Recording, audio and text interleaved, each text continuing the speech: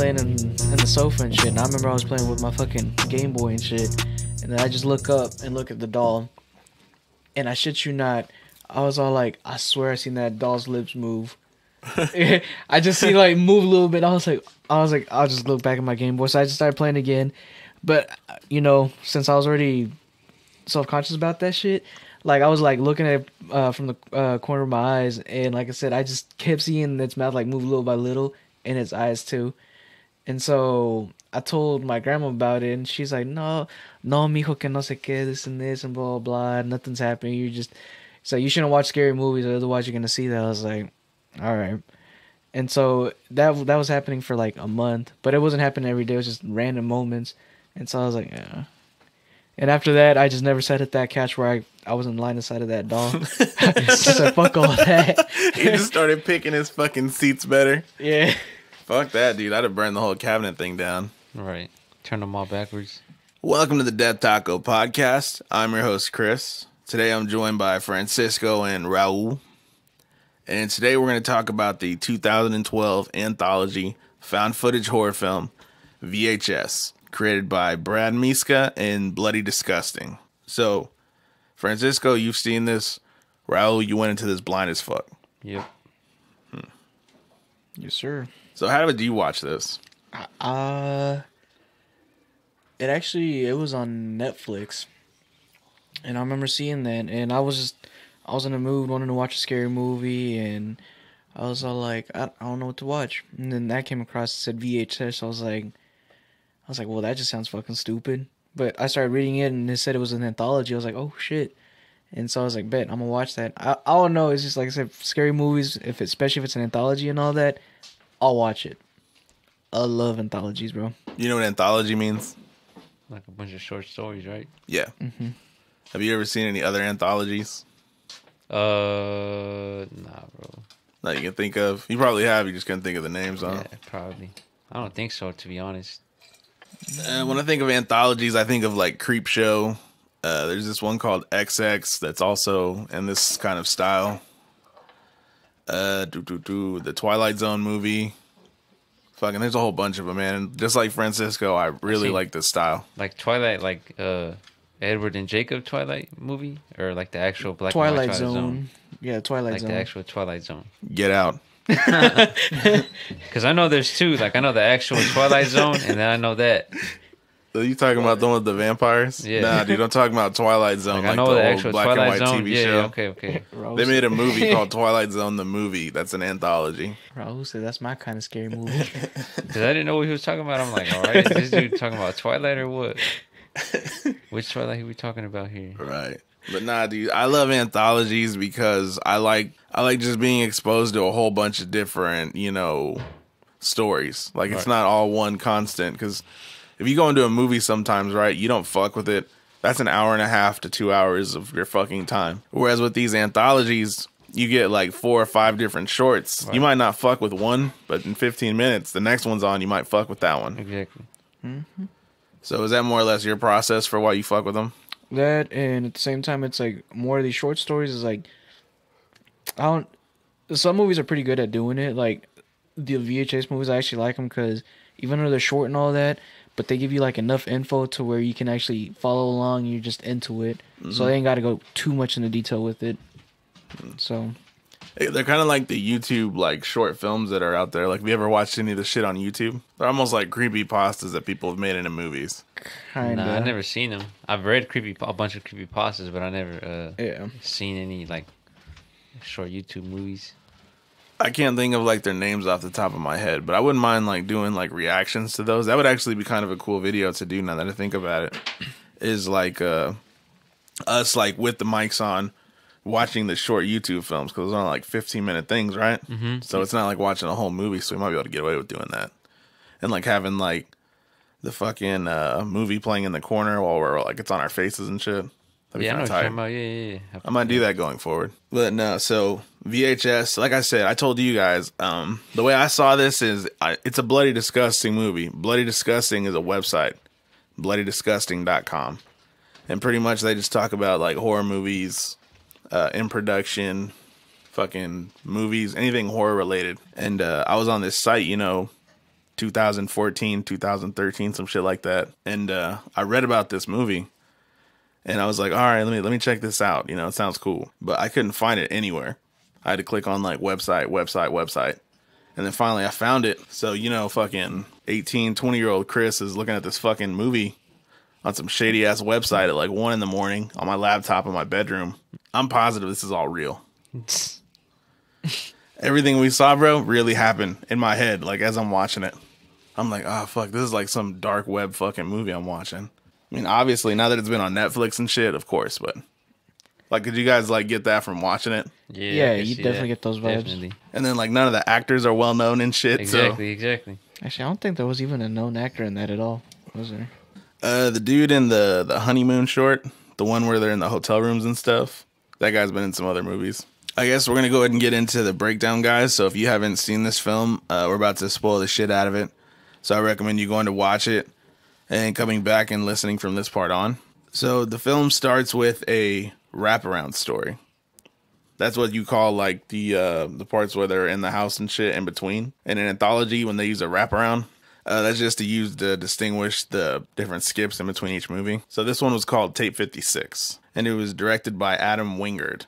He made You're Next, the Blair Witch Project remake, and Death Note, which is kind of cool. Have you seen Death Note? Like the movie, like the anime one they turned into a movie on Netflix. I've seen the movie. I haven't seen the anime yet. I haven't seen the anime either. Have you seen the movie? But yeah, I fucked with the movie. Yeah. So this guy is, you know, it's cool to see that these guys went on to do something. Like some of the guys in these, the directors. But so it starts off with like a VHS style static. Speaking of that, we didn't even talk about that part. So this is called VHS because it's like a play on old VHS tapes. You guys remember VHS tapes, right? Hell yeah. Hold on, so jump back a second. I'll cut this backwards. But what are like some of the movies you guys remember watching on VHS? Biker Boys. I don't know what the hell that is. Damn. I mean, as far as VHS, bro, fucking, especially when I was a little kid, all the Disney movies I had were fucking VHS. Too Fast, Too Furious. You saw Too Fast, Too fucking Furious on VHS, bro? Yeah. Whoa. I had that on DVD, bro. I know. I still own a couple VHSs. I got like 3 in my house. I've seen Biker Boys. I've seen Too Fast, Too Furious. I'm trying to think of what else I've seen on VHS. I had a lot of Dragon Ball Z movies on fucking VHS. I'm not trying to bring up like my girl's, passed away grandma too much, but have you ever noticed that when you go into older people's houses, you'll find shit like that? Because her grandma had like hundreds of fucking VHS tapes of like Disney movies for the kids and shit. Bro, you know them things is worth some cheese or some money. Probably, dog, because they're the real ones. Exactly. So the first like scene we see is a guy with glasses setting up a hidden camera in a bedroom. And then, it's kind of like splicing all over the place at the beginning. And we see some young hooligans in a parking garage. And they're kind of like following this couple in a car, real shady. Mm-hmm. And they sneak up on the couple, right? And I think there's a group of guys. And one of the guys like swipes the purse and runs. The girl's purse and runs. And her man chases this guy. So the girl's alone now. And the rest of the guys, they run up to this female and they hug her from behind. And one of the dudes is filming. And the guy that's hugging the chick pulls her shirt up and he shows her boobs like 3 times. And the girl's screaming the whole time. Boyfriend comes back. Everybody dips. I thought they were going to throw her ass in the trunk or something, bro. Like, I thought they were going to kidnap her. Legit. You thought it was going to be like some... have you ever seen... There's a genre called revenge horror. Where it's all about like chicks just getting like raped. And then the rest of the movie is about the chicks like getting revenge. Nah, I didn't think it was gonna be like that. I thought it was just gonna be like that's what I thought it was. Like her getting raped, and that's what that shit was gonna be about. Like I Spit on Your Grave, Last House on the Left. That's all what that whole like little genre is for. That's what I thought it was gonna be. For real, nah. I thought it was gonna be some complete different shit, bro. I was almost gonna tell you to take it off. As I say now, when I first seen it, like the very first time, I didn't get those vibes at all. I just knew something fucked up was gonna happen, but I didn't think of a kidnapping. Because like I got some big rapey vibes off of that shit, bro. Like, have you guys ever like been on like those like porn websites and you see the videos of like upskirt shots and shit, guys who like put hidden cameras in toilets, watching girls like pee and stuff? That's what this kind of shit was. I guess so. So that's what I thought. Like, That's what I was like. Oh man, this whole movie is just gonna be us just watching chicks fucking take dumps. Like that's what I thought. Bro, I thought this movie was gonna be like some like it was just gonna do fucked up shit to women, like type of shit. That's why I was like, man. You thought I would just like it was like some. I get what you mean. Some BDSM, like some shock shit. Yeah, all against women. I'm like, damn. So the next shot after this is this group of guys. They're at some like old fucked up looking, I don't know, is it a house, a building or some shit? And they have bats and they're just breaking windows, breaking lights, graffitiing up the inside. Yeah, they're just like vandalizing the property. And there's some like grunge rock music playing. So just saying, kind of doing a little throwback to our other podcast. Those were burglars, not robbers. These are my nuts, and you could suck them. So we splice back to the guy who set up the hidden camera, and he's about to get laid. And then the camera the shot zooms back to the guys breaking into another house. And some dude walks up to the camera, and he's like, "Hey, what tape are you filming on, man?" Because apparently he recorded over his sex tape. And then a car pulls up to this house. The dude's all dipped. And now we see these guys in the living room watching a videotape on an old ass TV, and it's the one where they recorded showing the chick's boobs in the parking lot. And they're kind of talking about, hey, whoever lets us make these videos, we could do upskirt shots, so we'll make a little bit more money, right? That's what I'm saying. I think like they're on that porn game. Mm-hmm. Yeah, because they were talking about how much money they made and all that too, weren't they? Yeah. And then also at this point, a guy steps up with a mustache, who I just call the leader in the rest of this, right? The guy with the thick ass stash. He's like, hey, listen up, people. And they're not listening to him. So he takes the fucking baseball bat to the TV to get them to all pay attention. It's big dick energy. Take notes. You know who he reminded me of? Who? Fucking that one dude from Napoleon Dynamite. His uncle? Not Uncle Leroy, whatever his name is. Uncle Rico? Rico, yeah, it's the other one. Oh, Kip? Kip, yeah. Bro, he looked nothing like Kip, bro. He gave me Kip vibes. You know what that movie is? Yeah, you know who he's talking about? Yeah, bro. The one that was with LaFonda. LaFonda. Yeah. No, I didn't get that vibe at all from that dude. No, I did. And I was like, I couldn't take him serious, bro. No, but so this leader, right, with this thick ass mustache, he gets everybody's attention, and he's like, hey, you guys want to make some real money, right? So the camera cuts, and now all the guys are in a car. And this is when the leader kind of makes his proclamation. He's like, some guy's going to pay us money to break into a house to steal one VHS tape.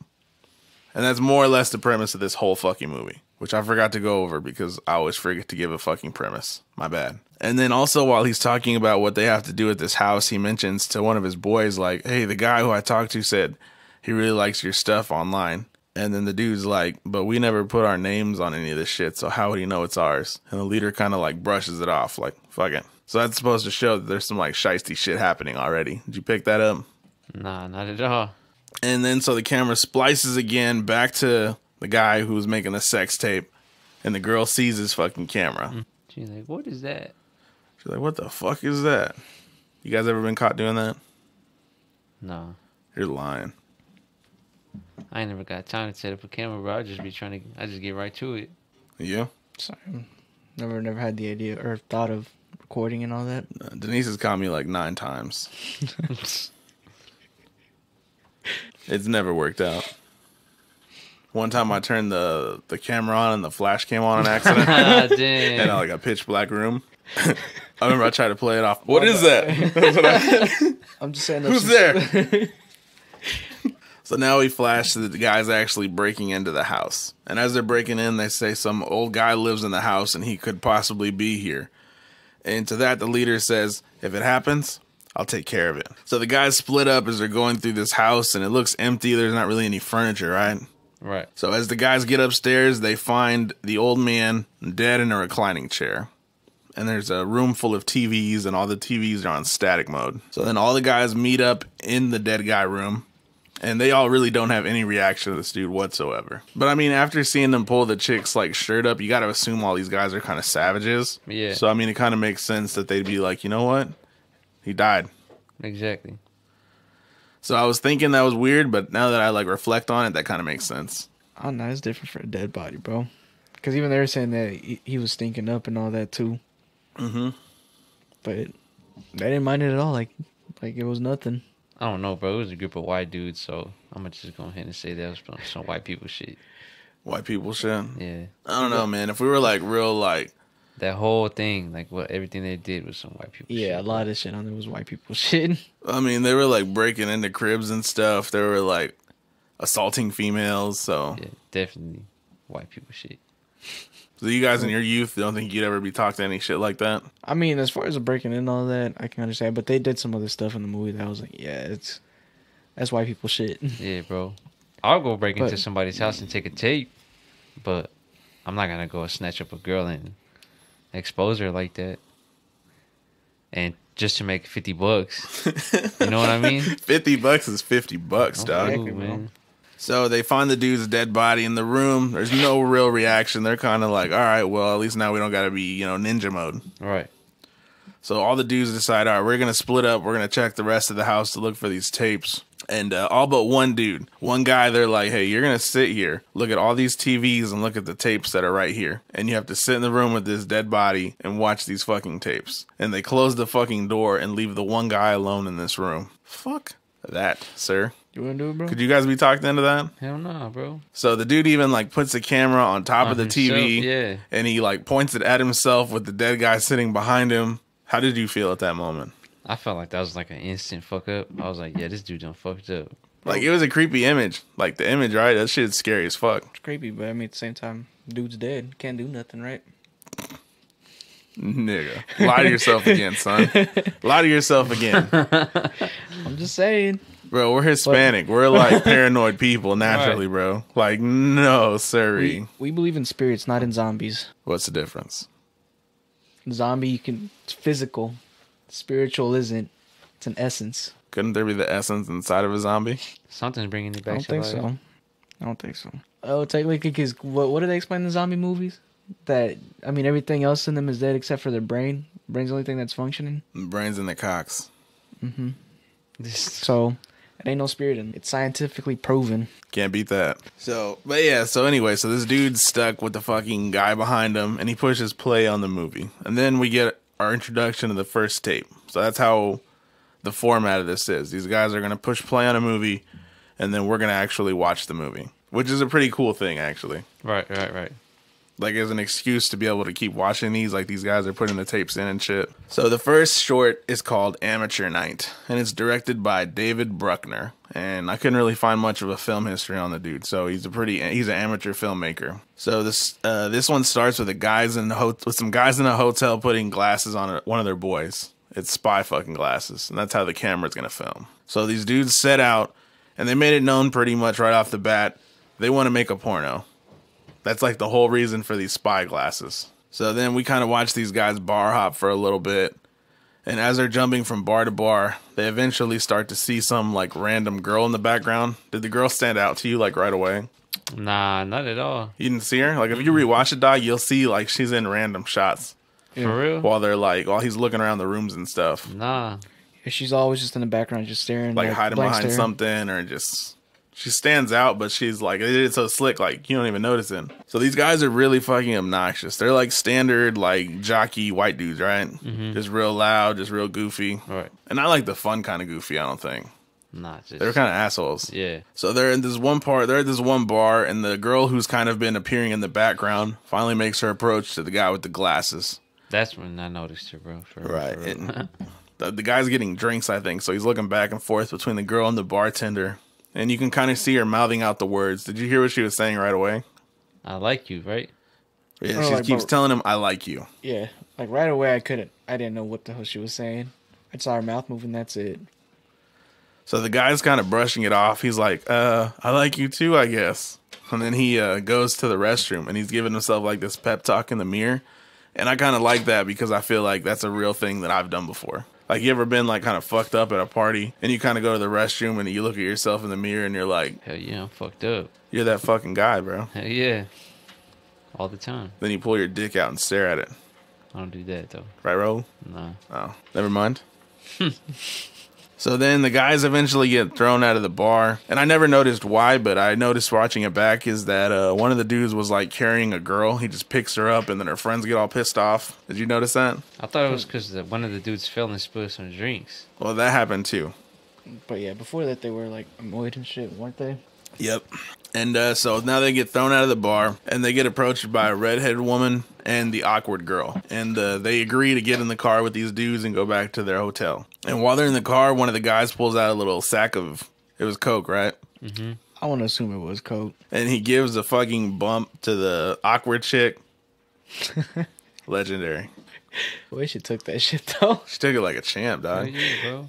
She did, but her reaction towards it afterwards, I was like, huh. It's just like you, huh? I, You ever done it before? Francisco has. He said, "Bro, I have no reaction." I can't confirm nor deny that, but I don't think someone would get that type of reaction out of that. I'm not speaking from firsthand experience, but I don't think it goes like that. He's like, don't quote me on this, but So after they kick it, or after they're in the car, they get back to the hotel room, and at this point, it's three guys. It's a loud dude, one guy who won't stop giggling, and the guy who's wearing the glasses, who's like the smaller of the bunch. He's the Francisco of the group, essentially. he's kind of like I feel like he's like the virgin of the group. He's bro. the tiny shy dude. Yeah. Not to say you're shy, but he's tiny, just like you. Not to say that you're a virgin either, but Not to call you a virgin either.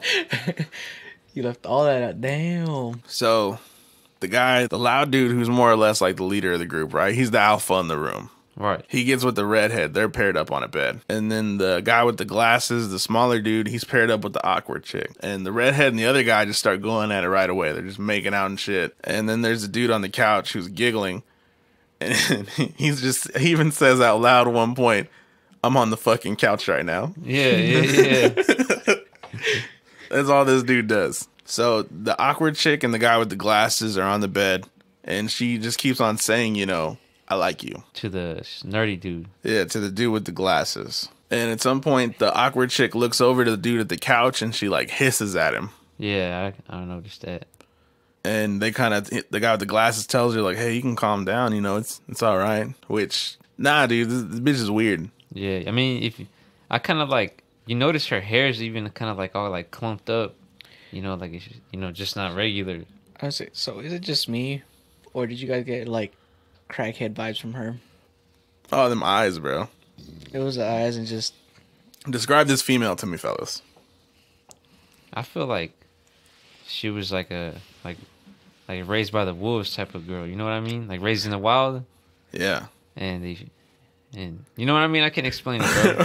She was just like raised in the wild type of shit, and Like feral. Yeah, and then stumbled upon humans. Describe her like physically too. But she was pretty small, big ass eyes. That nigga didn't say one nice trait. She was a brunette. She was a tiny chick. Pretty skinny. No real curve to her at all. Big ol' eyes. The best, Giant ass eyes. best way I can explain it is if you go on Independence Avenue, you probably see a couple of hers. Yeah. Just a little bit better looking. A little bit smaller of eyes than this chick had. Hell no, That's they'd probably be open just like that. They're open and then they were just spread apart. That, and did you notice her forehead? Her forehead bothered me. I thought it had like a cross in the middle of it. Or It was something, like there's like a line down the middle of her Yeah. forehead that I noticed immediately. that dent. Oh, I was gonna say. So the first time I seen the movie, I didn't really Pay notice attention to it, that. Yeah, I noticed it immediately. you did. I don't know if it's the actress or if that's a prosthetic they put on her, which I feel really bad if that's just like her natural like shape of her head. In which case, it's not that bad. But because we know what happens, I was zeroed in on the motherfucker. Yeah, I thought it was like a cross that she had in her forehead. So yeah, since this was your first time watching, Yeah. did you notice like that big ass dent just on her Yeah. forehead like that? I did. Like I said, I thought it was a cross. Bro, he noticed her clumpy ass hair. Of course, he noticed the dent on her fucking forehead, dog. Hell yeah, bro. I'm telling you, that's why she looked like Pharaoh, bro, because her hair was like all clumpy, like not washed. So I was like, damn, what the fuck? So, no like. No like. So the awkward girl, so the guy calms down the awkward chick after she starts hissing at his boy. And then she kind of starts repeating it, what he's saying. I can't remember specifically what he said, but like, he says like, "It's okay." And she turns around like, "It's okay." Or something like that. Yeah. So you're starting to kind of gather at this point, like, I wonder if this bitch can't talk. Because these dudes are all fucked up. So, I mean, I guess they're getting the benefit of the doubt. They're not paying attention to what's happening. But we do. So we're starting to gather, like, okay, there's something definitely fucking weird here. So After this part, the redheaded chick passes out while the loud guy's making out with her, and his boy on the couch notices, and he's like, "Hey, you should stop that. That's a bad idea." Right. Which is surprising. Like, from this group of guys, I wouldn't have put date rape past him. Straight up. Yep. So the guy is chivalrous, and he actually stops. Immediately irritable as shit. He just starts like slapping his forehead, telling his boy to shut the fuck up. And then he stands up and he looks at the guy with the glasses. And then he looks at the female on the bed, the awkward girl. And he just kind of whispers to him, "So are we doing this or what?" And he kind of like just straight up just snakes this dude's chick right from out under him. And he just starts like making out with her, right? Yeah. And then the guy with the glasses is about to walk to the restroom and defeat. But then his boy's like, "Hey, come film this." Yeah, right. So he fucking cucks the dude, right? He's like, "Come and watch this." Or do you think he was telling him to be a part of it? No, he was just. I feel like he just tell him to come film it. Like He was going to cuck him, come do right? his field, to come do his job, to come film it. Yeah. Yep. Because that's what, you guys know what cuck means, right? Yeah. So he walks over and he's watching, and at first I'm like, man, this is going to be fucked up. But then the chick fucking reaches over, and doesn't she like take his fucking wiener out? Yeah. She like So she's into it. pants. Yeah. And so the loud dude, he undresses the chick, right? He kind of pulls her dress off, and we get a view of this chick's body. It's decent. We get a full view of bush, and the camera kind of keeps going down her body, and then we get a glimpse of her feet. Did you guys see her feet? Yeah, bro, Them that huffs. that shit look nasty as hell. There were no damn feet. They were like big ass claws, Yeah. and nobody's weirded out by her feet. Nobody even noticed that shit, except for the dude with the glasses. Because he was just like, whoa, something's not right. He's trying to get the drunk dude, the leader, to stop and notice her feet, to look at him before, but he's like, fuck, he keeps going. Yeah, but even then, like, I think then that's when the chick kind of grabs the dude with the glasses and she pulls him in. Because she's on her back, and then she flips the dude over, and she's on top of the loud guy now. Yeah, and then she pulls the other dude in. That's when she pulls the guy with the glasses in. But even the way she flipped that nigga over, bro, I'd be kind of scared because she kind of did that like a lot of, Where you strength. from, bro? You know your girl be flipping you like that. Hell all the time, nah, dog. bro, not even. Hell yeah, she be throwing you into the positions. Hell nah, bro, not even. That's what I'm saying. Like, I don't know. Them dudes just kind of like just off about everything, bro. You don't like being handled like that? Nah, not in this circumstance. So as this three-way's about to start happening, the girl kind of looks over her shoulder and she hisses. And the guy with the glasses looks back, and the guy on the couch is starting to get undressed.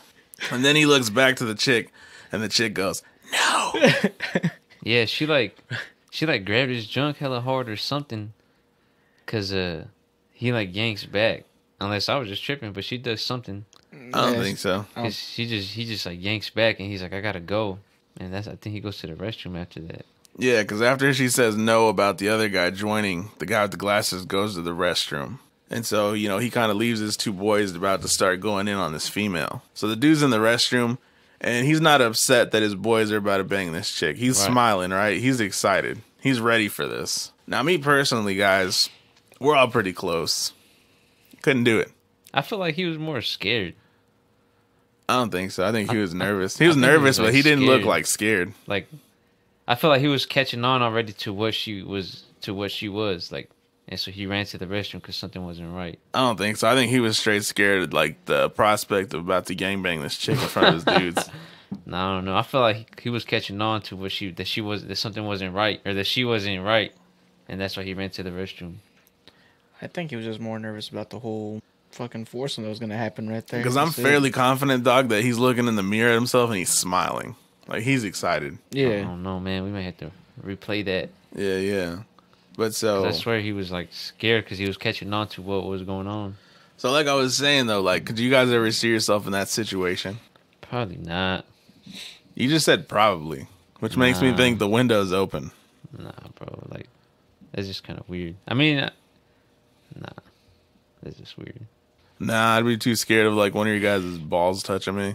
Not the dick, but balls. This too much. dude. What about you, man? Nah. Francis Yeah, was nah. like, shit, just a man. No, I'm just kidding. Hell nah. Nah, what's it called?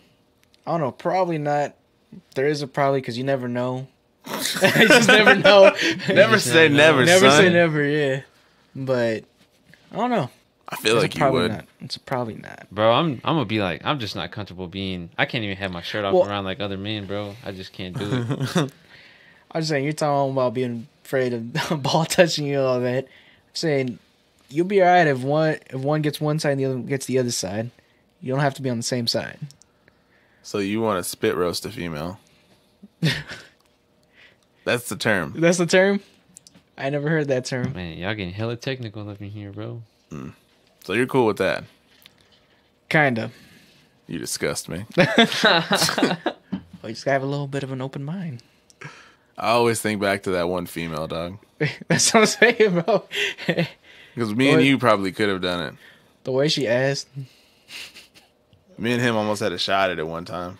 I remember y'all telling me that. So for the podcast, tell it. For the podcast? Alright. So this one time, it was me, Chris over here. We went to the hookah bar with the girl. And we was just there, you know, smoking a hookah, having a good time. And then who was the one that said we should play the question game? It might have been me. Was it you? I can't remember if it was me or you, or it probably could have even been her, because she was very open about a lot of shit right there. Yeah, so So we started playing the game and all that, and you know, me and Chris over here started off with like some simple ass questions like, what's your favorite color? yeah, what's your favorite color? What do you like to eat? It was her turn. Her first question, legit question, was, have you guys ever had a threesome? Me and this dude look back and forth. Nah. Yeah, and you're like, no. It's like, oh. And she said, I had. I was like, And reflect to the age at the time, because me and you were like 19, 20. Correct? it was, yeah, pretty much fresh out of high school. Yeah. Type of thing. So she brings that up. And I don't know. Then after that, like her questions were all just like very sexually forward. Mm-hmm. Considering me and him had been nowhere near bringing it up. Right. And I'm gonna jump back and forth a little bit in this story because so Francisco gets laid at the end of the night in his car. He gets the whole show. I know this because he called me right afterwards. From this He didn't. He didn't. I saw him like a day or two later, and he told me all about it, every detail. He said he forgot to shave, and but no. So he gets laid at the end of the story. But before that, after the hookah bar, in the middle, we go to IHOP, and we're all eating food, and this fuck's card gets declined. So I end up paying for him, this girl, and myself. And then I think you had picked me up, so you dropped me off back at Walmart. And then you go and you get laid. And every time someone references a threesome now, I'm always like, I'm pretty sure Could have had one. I could have been in on that. This is dude, Jack, like you speaking like you took a loss. No. I'm telling you, see, he says he doesn't want to do it, but you can everybody that's listening to the podcast right now can hear He's that gonna be like, disappointment in "Damn, your voice. yeah." Well, no, it's Took a like L one on of that, those. bro. It's like one of those things like you could add to your like bucket list or some shit. Like, all right, that was probably the perfect shot. I had to just cross that one off To see Francisco naked to see his unshaved balls. in a non-gay way. Coming through with the motherfucking save, Raul. My guy. I had to throw that razzle dazzle, bro. You know what I mean? So, the dude with the glasses is in the restroom, and he's looking in the mirror. It looks like he's mentally prepping himself for whatever is about to happen. And just then, his friend, the giggly guy on the couch, fucking busts in the restroom. He's got a gash on his hand, and he's like, that bitch fucking bit me. So then both the guys leave the restroom to go back to confront this female, and she's still on top of the loud guy. And the loud guy's kind of like, what? It fucking happens, bro. Right. And her head's kind of like in his chest, like if she's covering her head up. So then finally, when they're like poking at her, you know, asking her, why'd you bite this dude? She looks up and her fucking forehead's split open, right? Because now she's gone like full on fucking monster mode. She's got like fucking fangs. She makes some type of like hissing sound at him. She turns back to the dude on the bed and just starts fucking scratching at his chest. Right. Tears his ass up. So the dude with the glasses and his, his boy, the one that was giggling, they both run to the fucking restroom, close the door. They're both flipping the fuck out. The guy with the glasses is more in the restroom. The other guy is at the door going, what the fuck was that? Yeah. What is that? He's doing that whole thing. And the guy with the glasses, I don't know. I don't know. So this whole time, they keep opening and closing the door, looking in the room like, that shit, I know. what's right? happening? They peek like 2 or 3 times, just, how about now? Oh, nope. Still fucking him up. Close the door. How about now? Oh, throws him off the bed now. Okay. Yeah. And then finally, the laughing guy. We'll just keep calling him that. Giggles. The giggles guy. He grabs a fucking shower rod. He's ready to defend himself. He's about to go out there and fuck this chick up, right? Bro, when he grabbed that fucking shower curtain rod, I was cracking up. I'm like, really? Did they show the guy's dick? Nah, I don't think know. so. I wasn't looking for it or anything, but I didn't see it. That sounds. Nah, I think they kept it like waist up. Barely though. Anytime he was like on the front of you. It's kind of that rule of thumb of horror movies where you can see a girl's part and all that, but they'll never show a guy's part. The laughing guy grabs the fucking shower rod, and he's they go out into the fucking back into the hotel room, right? And the chick's like, the lights are out, the TV's the only light showing, so all you can see is the silhouette of this awkward girl. She's naked, and she's in some really weird ass pose with like both of her arms over her head, like hanging. Mm-hmm. And that's a genuinely creepy moment. Like, she looks scary as shit. She got her arms like all bent backwards and shit. Like some crazy ass shit. So, as like the guy with the shower rods approaching the chick, he's about to hit her, right? And the dude with the glasses looks down to the redheaded girl that's passed out. And he's like slapping her in the cheek. He's like, hey, get up, bitch. Get up. Wake up. And then the dude fucking takes a swing at the girl with the shower rod. And she catches the motherfucker, right? Yeah, bro, right before it hits her face. Catches it, and then she just starts biting on him, right? Jumps on his ass and starts fucking munching. Goes to town. So then the guy with the glasses, like, falls over the bed, and he lands close to the door, and he sees the body of the loud guy, who's all fucked up. So he crawls around the bed to see, what's happening with the awkward chick and and his boy, the laughing guy. And he gets a glimpse around the corner just to see that she's, like, eating this dude. They're both naked. Or he sees her tear his fucking dick and balls off. Yeah, and throws it at that nigga, bro. Throws it right in front of him on the floor. That's a terrible way to go out.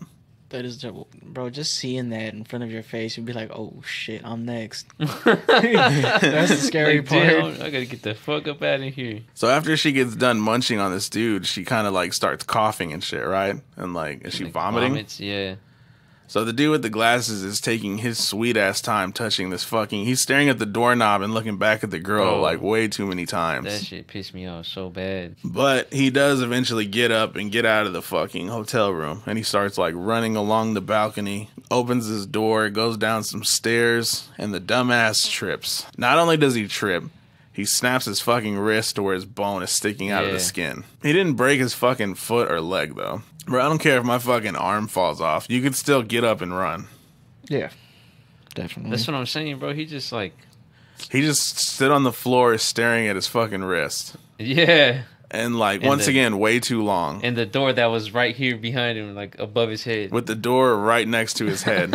I have a feeling in that situation, you're going to be all up and you're going to have a whole bunch of adrenaline. Your adrenaline, It's right? fight or Yeah. flight. You'd ignore the shit out of your broken wrist. Yeah, I wouldn't even look at my hand. Exactly. I'm getting the fuck out after seeing all that, seeing her face, and I'm like, nope. I might like be running and looking at my hand like this, like Yeah, you might like, just flipping like, the fuck like, out. when it happens. You're gonna be like, react to that pain, but like it's for like a split second, and then you're right back up and out of there. So that was kind of an unrealistic moment. Then I feel Yeah. because he sits in like the hallway where the stairs are for a minute, and then he hears the fucking door open to go to the stairwell. And I remember when we were watching it, you even said like, "Oh, I thought she was gonna be at top of the stairs." Yeah, Because he's looking down at his wrist and looking back up. And then the second time when he looks up, you see her head peeking around the corner, right? Yup. So then he looks away, and when he looks back, she's even closer in now. his face, yeah. Now she's crawling like on his face because he's sitting on the floor against the wall. And then what happens, guys? I'm a little fuzzy. doesn't she say like I like you? Yeah, And, she's still whispering into him, "I like you." And pulls his meat out. Yeah, sure. And, You just all of a sudden you just hear some gobbling noises right there. She Some goes gobbling. to work on that man, Yeah. on that man, bro. How does she go to work on him? She gobbles that shit down, bro. So, okay, my question on this is, if you was in that situation, what would you have done? Oh, you can't do nothing, bro. Listen, no matter what, guys, you got to bust. You can't even get hard. I mean, that nigga was probably not even hard, bro. He's probably all shriveled up. His shit was inside his body. Because he was so scared. You know what I mean? She found it, bro. Yeah, she was going at it. She gave him that sloppy toppy. She did. So yeah, so this chick's fucking slurping this dude up, and the guy's obviously he's scared out of his fucking mind, and so she does that for just a couple seconds, and she lifts her head up, and she notices the guy's not going for it, and she just kind of shakes her head. She kind of looks upset, and then she whispers that iconic, "No like." Yeah. Which is something, in my personal life, me and my girl just think of that moment all the time and just as many times as we can, whenever one of us is upset about some shit, we just take a second and go, "No like?" Telling you, bro, he wasn't getting hard. That's why she was like, "No like." She Uh, was like, "You don't like it?" So she backs away, right? And she starts to like cry or something. well, I mean, I'm just She's, like, saying, ashamed. as soon as she said no like that, you know you fucked up. Then you just start jerking off. She's a fucking monster. You're like, fuck. She's offended. I'm dead. Game over. So she backs up far. She gets enough space so the guy can make it to the door, and she's like kind of crying and like just like yelling out, right? So the guy manages to open the door. He runs out of the stairway hall. She's like starts to transform. That's she right there? Yeah. Yeah, you can hear it. I didn't notice.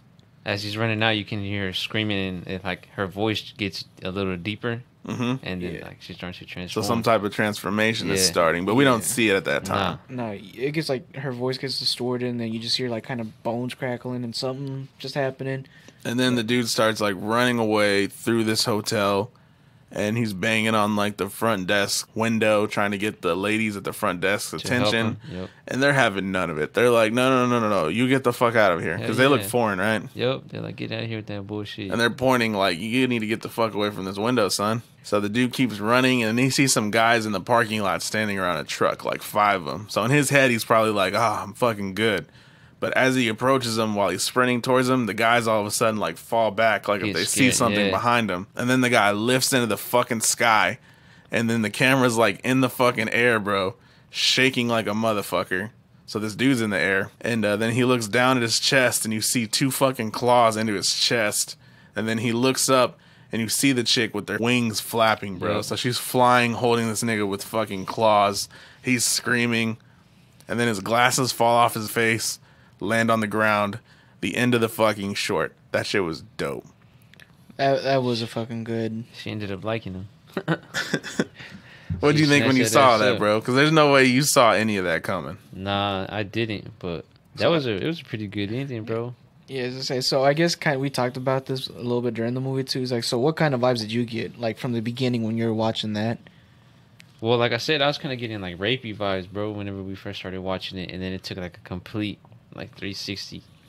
So the way I want to do this is like, we're just gonna talk about each short like as we're done with it, and then we'll go over the whole thing overall at the end. But so just this one in general, the actual short. What were your thoughts on it? Well, like I said, bro, you don't really expect anything that's going on in it, like at all, bro. Everything is just like Hella random, yeah, right? like you're like, what the fuck? You just get kind of swept off by everything, but I mean, it's good. It's good. You can tell the graphics are a little shitty on it, but it's tight because you don't, like I said, you don't expect nothing. You don't expect anything. I thought she was like just some chick from the wild, like I said, bro. She was gonna just be like some cannibalistic human, you know, but she ended up being a fucking gargoyle. So I say, so what's the best way to explain it? Was she a demon, a vampire? No, I'd go more like, I think I've seen, so the director who made this, like I said, I don't know what any of his other movies are, but one of them's called Siren. And that's supposed to be like an expansion of this. So I'm assuming that's what she's supposed to be, as a siren. That's like a type of like a mermaid thing, though. Yeah, it's like it's always a female, and it's something that they trap men. I thought more like succubus. Yeah, That's yeah. what I was. But I think they're like a similar thing. They only attack men. It's always like they lure them in with some type of sex. So what were your thoughts on it, man? I liked that first one. I think that first one was just a good attention catcher. Because kind of like what he was saying, it's like, it gives you like an uncomfortable vibe and shit like that. Just from the beginning, you're like, fuck. Like, what's with going to the happen? dudes like gangbanging. You kind of gotta like, Yeah. you kind of gotta like fight through that. Like, I was just like, man, I don't really know if I want to watch this shit. Yeah, you it's kind of just- gotta like fight through that. Yeah, it's just that uncomfortable feeling. Like, kind of like what he was saying is like rapey vibes type of shit. Mm-hmm. I was just like, But then, it just did a whole complete turn. You're like, oh, what the fuck? So It was them niggas that got raped, not her. yeah. So with found footage movies, right, the way I kind of look at them is something in particular you want to watch for is like, is it justified for them to be filming? Which is something a lot of found footage movies don't even worry about. Which in this particular short, it makes sense, I guess. The little glasses on his face. You're not like, why is he holding a camera still? Right. So it makes sense that, it's on his face. It's recording, what he's looking at. That was easy. So that right there was cool. It makes sense for the whole night to be filmed like that. Mm-hmm. And the only thing is the characters, like I said, I don't even know their fucking names. I'm pretty sure they mentioned them, bro, but it ain't even worth like bringing up. Like there's no character development. We're essentially just watching these guys being brought to the slaughter. And the violence, the graphicness of it was all fucking done really well. I feel the effects were cool. The guy fake dick and balls looked hella real. Yeah, whenever all the her tearing them up and all the blood and everything looked good. The intestines and all that shit. It was just like whenever they took off flying away, that was obviously green screen to shit. That looked like some CGI. But even then, just like the look of her, like the concept, the conceptual design of her. Yeah, especially was tight. whenever they had her right there in the stairwell. That's like when you got the best view of her face. Even when she was flying, though, like the look of like her wings and stuff, like they look cool. Like it looked hella fake, but it looked cool. But nah, so overall, I like that one. So we go back to the wraparound after, the guy's glasses fall to the floor. And in the wraparound story, we're back to the dead man's room in the house. And the guy that was watching the tape is gone, and we have no idea where he's at. And then we get a splice again of the girl finding the hidden cam, and she's confronting the fucking dude, like, what the fuck is this camera doing here, man? And then again, another cut. Now we're in the basement with some of the guys looking for tapes in the basement. Once again, fuck that. Yeah. Creepy ass basement. Definitely. And one of the guys, he's like looking around the fucking basement, panning while another dude's on the ground, and he sees a fucking naked dude walk past him. Yeah, that's a tall ass, lanky I never really dude. got that. Yeah, it just showed him running past the thing real quick. Did you tell he was naked? Yeah. Mm-hmm. Hella creepy. That And part they scared the shit out of never me. showed him again. No. So the dude tries to tell the other guy, like, he tells the leader, because the leader is the guy on the floor. He's like, hey, I just saw a man down here. He doesn't mention that he's naked. And the guy's like, there's no fucking guy down here. You're being a little bitch. So then we go to another guy upstairs. There was 4 of them all together, so one of them's missing. So another guy upstairs goes into the dead man's room, and he starts another tape. Completely doesn't acknowledge that his boy is gone. So this next short is called Second Honeymoon, and it's directed by Ty West. Now this guy made House of the Devil, The Innkeepers, You're Next. He does one of the shorts in the ABCs of Death, and a movie called The Sacrament. Never heard any of those. Yeah, I was about to say that. Never. I've seen all these. These are all tight. But you were talking about you've never seen the actors in another movie. Because you remember this is the honeymoon with the couple on vacation. Mm-hmm. The main dude, he was in that movie called The Sacrament. And what The Sacrament was a found footage movie also. But it's pretty much like a retelling of the Jim Jones story. Do you guys know what that is? About the guy who went off and started like a colony in somewhere in South America, like a religious cult. And he took like 800 people with him. And he talked them all into committing suicide by drinking Kool-Aid. So that's what that's about. So I recommend that motherfucker. That one's tight. What's it called? The Sacrament. I think that's what it was on Netflix. I don't know if it still is. But anyways. So this starts off with a white couple on vacation. And it's a female recording. And she says she's recording to make memories. And they're on like some desert highway. So they're like in some southern state, right? I think they were in like Nevada or something, headed west. Because they end up at like the Grand Canyon, right? Is that what that's supposed to be? Yeah. So the couple sightsees. They're looking at like little fucking side shops. And at one point the girl sees a fucking mule. Raul was high out of his mind and thought it was a mini horse. I said that thing looked Chinese. Because the eyes were closed, bro. And he said they look Chinese. He said his eyes look like my eyes. We have the That same thing looked eyes. Chinese, bro. And the girl walks up to the motherfucker and she pokes it. So it was a mule, you said, right? Yeah, it's a mule. So throughout this whole thing, we're just watching this couple kind of like do random couple things, like on vacation. And the guy's kind of like nitpicking at the girl about cleaning her hands after she touches the donkey. And the girl's kind of giving the dude shit when they get back to a hotel room about getting the wrong hotel because it has 2 beds. So we're kind of getting some underlying tension in this couple. So then later on, you know, they just keeps changing shots to them doing vacation-y shit. Now they're at some like western town, like some sightseeing thing. They're like window shopping, looking at cowboy clothes, cowboy attire. And the dude's talking about like, you think I could pull off, you know, cowboy boots? And as they're talking, the girl's camera is focused in on like a knife. Yeah, I Did you noticed catch that? Yeah. Like some decked out fucking little pocket knife. So they're in like some like Wild West little fake town, and they stop at a fortune teller machine where the fortune teller is like a prospector. And they get their fortune taken. They put $1 in the machine, and the fortune says a new turn of events will come about. A happy reunion with loved one will make it a happy or unique. And then at the end of it, there was some like part that was like someone will take advantage of your kind heart. Exactly.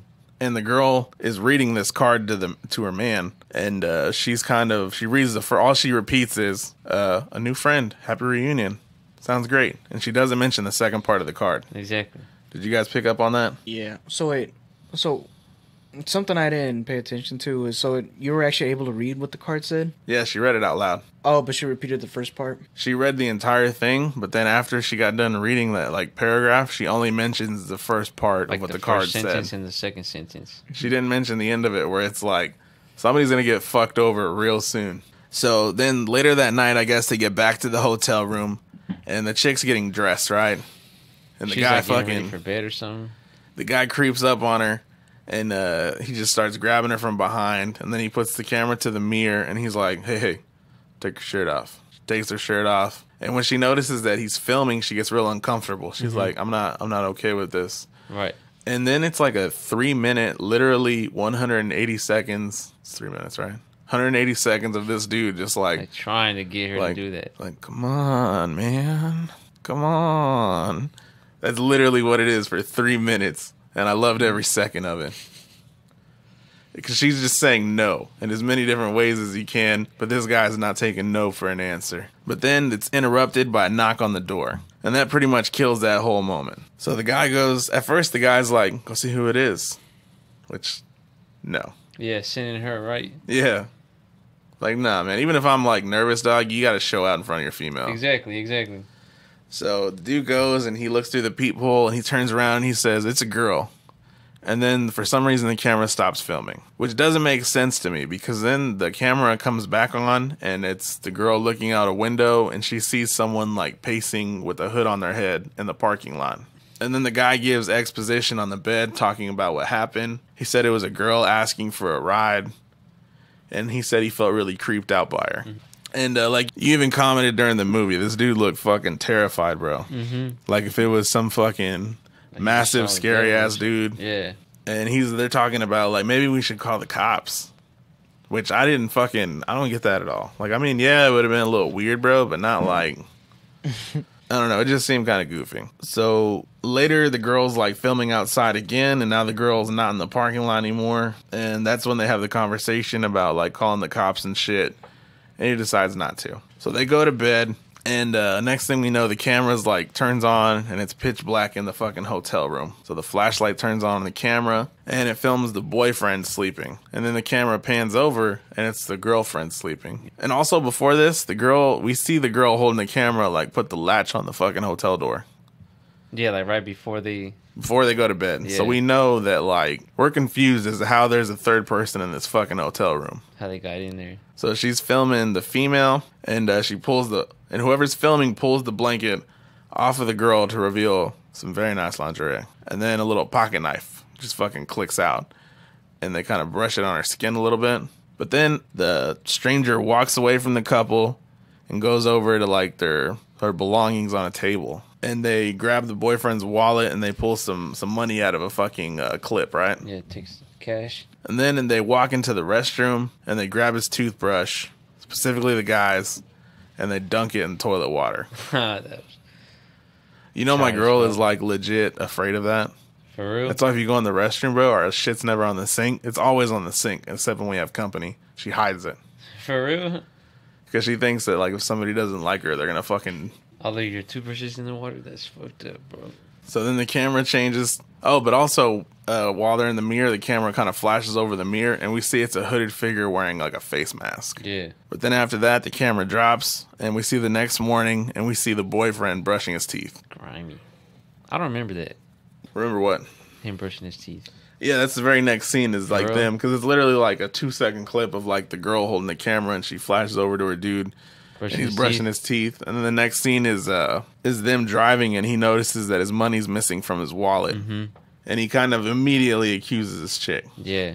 And then he says something at some point. He's like, "It wouldn't be the first time, you've treated yourself." So again, we're seeing there's more issues between this couple than we're seeing. So then after this, the couple goes to the Grand Canyon. I just assumed it was the Grand Canyon. It could be any fucking cliffs in the south. I have no idea. Are you guys pretty confident it's the Grand Canyon? Yeah, because he talks about Yeah. going through Vegas in one of the scenes on their way back. So that's why I was figuring it's somewhere in Nevada. I want to say I'm like 80% sure it's the Grand Canyon. I mean, it looks like pictures of the Grand Canyon. I've never been anywhere, so I couldn't say for sure. I've I've been never there to the Grand once. Canyon. I've been there once, but like I said, it. It's But somewhere then again, in the west. Yeah. Somewhere out west you go. Yeah.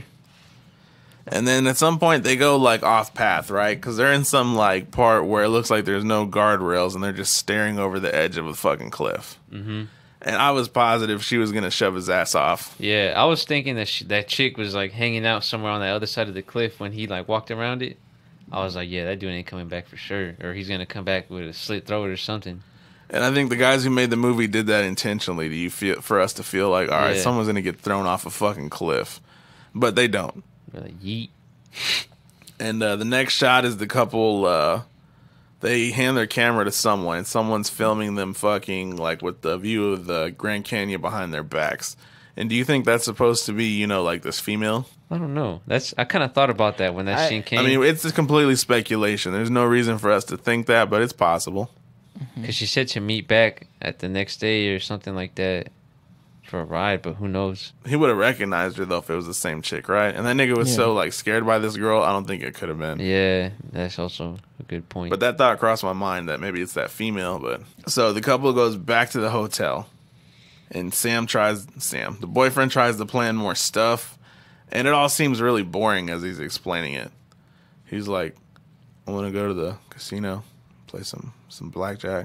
It's gonna be really fun, and drive some more." And she's kind of like, "Yep, yeah, you can do whatever you want. yep."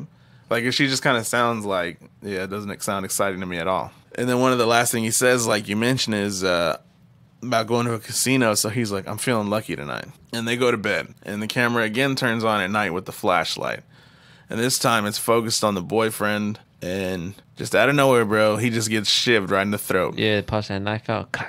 So then the camera's kind of like splicing to like driving as it's going back and forth between being in a car and this dude getting stabbed in the throat and bleeding out and choking on his own blood. And then the camera shows his girlfriend making out with the killer, this female. It's a chick, right? Yeah. They're making out in the restroom, and the girl's actually holding the camera pointed at the mirror, like filming them making out. So that's like supposed to be a callback to how she would make out with dude on camera, but now she's in her recording bra it. and stuff, remember? Yeah. So now she's making out with this fucking chick. And one of the last shots is of this dude's girl asking, "Did you erase it?" as she's driving away. And that's how the short ends. You said you liked this one, man, but this one for me is a chore every time I watch this real? movie. I don't care for it. That one was like the best one, bro. I don't know. I just liked it a lot. Just the way the outline was. Defend your choice, my friend. If we're saying we don't like it, 'cause you don't care for it, right? I think it's the only not supernatural one, right? It might be that. It might. Well, out of all the ones, this one actually started off like super fucking slow compared to the other one. Because I honestly didn't know where it was going. And the reason why I realized I didn't like it too is because I've seen this movie before, probably like 2 or 3 more times. And when we saw it again today, I didn't remember what was happening. And that's why I told you, I was all like, I don't remember how this skit goes. And so, like, when I was watching it today, I just did not remember one part of it, like one bit of it, until like towards the very end, I was like, oh, yeah, that's how he dies. And that, like I said, that's where I realized I'm like, yeah, I guess I didn't like this, and that's why I don't remember it. But out of all the ones, it's my least favorite one. don't know. I just liked it, bro. I mean, it's kind of like predictable, but I guess it's just more realistic in a way. You And think it that's kind of why? like throws you off a little bit because you're like, damn, how the fuck is she getting in the room, bro? Like, because it doesn't show anywhere that she's getting through the room at like no open window or nothing like that. I remember you like audibly said in the part when they're filming them sleeping and it shows the dude and then the female. You were like, "What?" Yeah. Like that is the third person in the room. So like that is a cool twist, man. Like that one part. So that was just like, damn, bro. And then it just fucks me up how they do not hear her. Even the door creaks and like, bro, I hear a noise in my house. I'm up like that, bro, ready to start shooting. So, Yeah, yes, they do not hear her. And she's like, the But did floor's you creaking notice that everywhere. for that whole like sequence, whenever it's nighttime, they make it a point to that you hear their AC in the room fucking blasting, and you can hear like it kind of rattling and shit. Yeah. So maybe we're supposed to assume that their AC is really loud, so that like that kind of muffles out the noise, you know, Exactly. which is possible. How'd she get in? Was it the girlfriend that let her in? That's what I I'm mean, saying, obviously, bro. I think that's the only thing because it's not supernatural, and so Yeah, and then plus they put that one lock on the door too, to where. because once you put the latch on, no, doesn't Yeah, matter if you that's have a what I'm key or saying. nothing, you can't get in unless someone lets you in. But even then, it's like she was asleep. Unless like before they went to sleep, she just unlatched it. And It doesn't make sense because why would she fake being asleep? Like if she knows this Exactly. person, right? Exactly. Yeah, that's where I was just all kinds of confused. I'm like, what? Unless they just had a plan, like, hey, break in, and no, it doesn't make sense. Why they do any of it? Why didn't you just kill him at the Grand Canyon? Like I said, she had a chance to throw dude off the cliff. Maybe they're just a team. I don't know. Well, they are a team, but It- I don't even know. It bro. seems really convoluted, like really overly complicated. They're just Yeah. a team of girls that. If anything, Kill dudes if, and take their if you're money. asking me, the best option would have been throwing the guy off the fucking cliff. That's Because the- you could have just said it was an accident and he died like that. Instead Mm-hmm. of his fucking throat being slit. Get caught slipping like that. I think, like Francisco said, though, like the beginning of it's just painfully slow. Like while they're going around, the guy's not that interesting. The female's really not that interesting. Dude did have a fucking douchebag face though. And I'm not gonna lie, dude. I'm just pissed off at how they did the guy at the end. Like that's fucked up. They stabbed his ass up, bro. They cut him back and forth. And, Because more or less, the dude that didn't shit. like the guy was mildly annoying, right? But he didn't seem like a bad dude. I don't know, man. Maybe they were just plotting. You know what I'm saying? Like, Yeah. They got their victims. Like, cause put yourself in dudes like shoes. Like you feel like you do right by your family and shit, right? Yeah.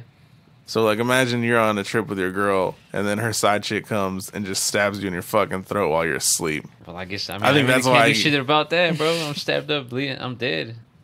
What's it called, bro? I hate to do this, man. Is there any way we could like stop and start tomorrow? Cause my girl is she kind of bugging right now. No, you're good, man. I'll just have Denise hop in. You sure? Yeah. I hate to do this to you, bro, but Wait, is this the first time you're doing the podcast with Chris, or have you guys done another? We did fucked like around a little bit. We did just like a practice or whatever. But All right, you guys. Sorry to interrupt this, but Raul had to step out, so now we have the lovely Denise stepping in his place.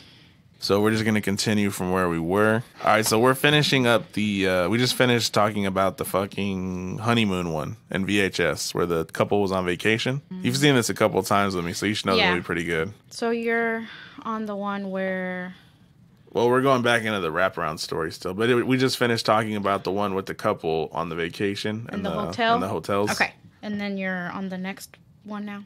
So we go back to the wraparound story, and the guy is still watching the movies. The guy isn't vanished like the first one. But behind him in the recliner, the fucking dead old man is gone. And he doesn't notice it or acknowledge it. So then we go back to the basement, and these niggas are still looking for fucking tapes. And the guy pops in another movie upstairs. This one wasn't even on the fucking Wikipedia page. There's no name for it. I don't know who the director is. So for the title, I just put Woods Slasher Movie. You know what short I'm talking about? Yeah, I'll It- explain it to you. it was another kind of hard one to remember. So there's kids in a car, like young adults, little, like early 20s maybe. These ones actually look like early 20s. Yeah, It's two guys and two females, and they're on a trip in the woods. And we learn that one of the girls is supposedly taking all three of these kids to a lake. And they possibly pass by a house. I think it might be the one in the wraparound story that we're seeing the guys in. Do you notice that? They like focus on a house when they're driving by. yeah. So we don't know, but I think it might be. So then one of the chicks in the car, I'm just calling her the hot girl because I don't know her name, the blonde chick. She mentions the that the main chick, her name is Wendy. She said that it would just be, me and her. So I don't know why there's guys here. Then another guy in the car goes, hey, Wendy told me that same thing. And they kind of brush over it like, well, all four of us are here now. So none of them thought that was shiesty. So then the guys get out of the car. They pull up to some street that says dead end. And now they're walking through the woods. And they're just filming nature stuff. It's like a deer. One of the guys films themselves holding a bug and eating it. Oh yeah, that shit made me cringe like a motherfucker right there. He's like, "You want to see me eat it?" Yeah. Like, I dare you to eat it. And he actually put it in his mouth. I was like, You ever eaten bugs before? No. You're really scared of bugs, huh? Yes, I'm terrified of bugs. Like I might have ate a mosquito too by accident. He just flew in my mouth. Just just saying. Was it a mosquito or a cock? Definitely not a cock. It sounded the same to me. Yeah, but he like went out of his way to like get like a crunchy bug, right? Nah, it was like a little fucking fly. Or yeah, fly, moth, something. It wasn't like nothing. that. I don't know why I remembered it being something a lot grosser like you are, but no, it was just like a little fly. Oh, well, I thought it was like I thought it was like a crunchy, centipede. yeah, like some kind of crunchy Like something bug. with a really good exoskeleton, but no, it was just a fly. That's still gross. Like, who goes out of their way to eat it? So they're just walking through the woods, and the hot chick asks, where are we walking to? And at some point, they walk up to this like little brick wall, and the main chick, Wendy, she tells the guy with the camera, hey, film this wall. My friend fell here, and she looks confused. And at this moment, the camera's pointing at the wall, and then it splices to a picture of like a body, like with its head split open, right, leaning on the wall. I think a female. Mm-hmm. Scary as fuck. Yeah. You remember that part? Vaguely. So then they move on from that, and they're just filming more stuff out in the woods, and the guy gets kind of stuck on like the carcass of an animal, like with its insides spilling out, right? Mm-hmm. And the dudes are just like fixated on it, like poking at it and shit. That's weird as fuck to me. Like, No, I'm into see- like weird stuff, dog, but I'm not that curious. That's what I'm saying, bro. Like that was part of one of the parts I was telling you about. I'm like, that's definitely some white people shit right there. That's definitely white people shit. Because he even starts like he got hella close to start sticking his tongue out. He The other pretends dude- like he's gonna put his fucking tongue on it, and his boy like shoves his head. yeah, into it. I was like, So then after this, like, they film Wendy staring at like the river, right? And they're kind of panning between her and the river, and as the camera's on the river, you see like a body floating in it, and it's like spine is exposed, like a naked dude. And these are like spliced images, like if the camera's like remembering something, which is weird. Isn't that where he mentions too? He's all like, "What's going on with this camera today?" Is he? It kind of like glitches almost, right? Yeah, because Well, the picture's like glitching, but I don't know. I can't remember that part. Yeah, because there's one part where he's all like, "What's going on with this camera today? Just keep something's happening." Which doesn't make sense, because why the fuck would the camera get possessed? So yeah, so I guess my question on that one was like, so if it did that, so could he see what we were seeing when he was recording, or was it just like for the audience? Type That's of what thing? I'm saying. Like, was it added to in post production? But then, even if it was added in post production and it wasn't filmed, then why? It doesn't make sense. Yeah. So then, after this, they kind of like wander into this tree that's covered in mushrooms. But in my opinion, it looked like it was covered in human teeth. But it's obviously mushrooms because they say it's a mushroom tree. And as they're looking at the mushroom tree, the guy holding the camera accidentally bumps into Wendy. And Wendy kind of mumbles, like, under her breath. She's like, "You're all gonna fucking die out here." And the guy does not give one fuck. He's like, he just brushes it over. He's like, "Oh, it's a weird thing to say, but let's keep walking deeper into the woods, guys." So then the group starts to smoke a joint. And as they're smoking a joint, one of the guys named in the group, the one guy's name I remember, my boy Spider. Spider's like, "I don't do drugs, man. You know why I don't do drugs? Because you're going to get the fear. The fear is real." Like paranoia, I'm assuming, is what he was talking about. So they talk him into fucking hitting this blunt. He hits the blunt. And as they're all having this like casual ass moment, one of the guy who Wendy told that weird ass thing to says like, "Hey, why did you fucking mention we're all going to die out here?" And she kind of has this like Vietnam look on her face, and she's like, "Well, I've brought friends out here before." And she doesn't really like finish the story. She's just like, "I just can't remember what he looks like," but she doesn't say who she's talking about. Nah, so the guy holding the camera, his name is Joey. I don't know why, and this is one of the only shorts where I cared to fucking pay attention to anyone's names. So the camera dude's name is Joey, the skinny guy scared of the buds name is Spider, and the main crazy chick's name is Wendy. And the blonde girl, she will just forever be remained as the hot chick. So Joey decides to go skinny dipping. And he kind of like pretends to drown, pops back out of the water. I was kidding. So everybody gets annoyed. And the hot girl decides she's got to take a leak. She actually says, "You scared the shit out of me." And then she goes to possibly shit. We don't know. But my boy Spider follows her. So they're separated from the group now. And he's got the camera pointed at a tree where she is either pissing or shitting directly behind it. Taking a squat. Yes. And she's mentioning from behind the tree, like, "Yo, this Wendy chick's fucking weird, dog." They're barely acknowledging this now. So she peeks her head out from around the tree. And Spider's kind of been flirty with her this whole time. So she's finally like, "All right, you know what, Spider? I'm going to show you something dirty, something filthy, disgusting. You ready for it?" What was she about to do? I think whatever she did behind the tree. That's what I was going to. Or that's what I think it was going to, because he even mentions, like, something smells weird. So shit like that. No, I know, but I think she was she going to do some type of dance for him? Because she, like, puts her arms in the air, right? I mean, why would she do all that and then just show him a turd? That's what I'm saying. Yeah, I think she was going to do some type of, like, maybe strip tease for him or something. Yeah, some kind of little tease. But before she can even do that, she's got her arms in the air and she turns to the side. So we got this, like, side profile view of her. And my boy Spider, he pans the camera over and we see, like, this crazy fucking staticky looking figure. And it, like, does this throwing motion. Camera goes back to the hot chick, and there's a knife through her fucking dome. She turns to the camera, and we see that it's gone from the back of her head through her eye. It's like a knife, right? Like a big-ass butcher knife.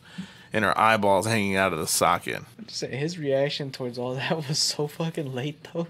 Yeah, he just keeps watching her, like, walk towards him with, like, her eyeball hanging out with the knife falling out. Or with the knife through her head. As soon as he gets close, he starts freaking out. I'm like, wait, what? Right, like he makes sure he gets like the good shot of it on camera. So he kind of tries to run for a second, but trips, and the staticky figure's like on top of him. And the camera falls like on the grass, or it's like another side profile of him laying down. And all we see is like somebody jump on top of Spider and a knife just going into his forehead a handful of times, right? Mm-hmm. Which is pretty fucking brutal. So did you pick up on that the static figure, like it's not actually a static figure, it's some type of crazy person in the woods, right? But they just don't show up on camera. They show up as a static figure. Or did you just assume that they were like a real static figure? I think it was like a ghost spirit type of thing. Well, no, it was like an actual person. Like it's a corporeal being. Like I'm assuming there was like, it's like some Jason type character, but it can't be filmed. He can't be filmed.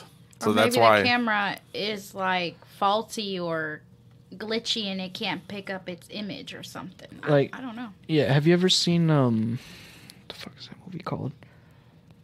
Dark Web? Yeah. Is it kind of like that? You know how he would get like in the camera and it just looked all staticky, you couldn't see him and all that because he had could like some sort distort of his own image. Yeah. I think this was more supernatural because that was like an actual thing they did on purpose, like to where he couldn't be seen Without the camera? Yeah. Mm-hmm. So I think this was definitely more. I don't know. We don't understand the fucking rules of this one. This one was out there. So the camera's still on the floor. Spider's body gets drug away, and Wendy shows up like 2 seconds after the fact. And she picks up the camera, and it's got blood on the lens. She looks at it, not at all fucking fazed by this. So she goes back to the lake to film Joey. And she says, he's like, "Hey, where are the others at?" And she's like, "Oh, they dipped." And the guy's kind of like weirded out for a second, but then she hits him with that fucking, "You want to fuck?" And he pauses. Would you have paused? I would have paused. You wouldn't have paused. Bro, no. Anybody, no matter how...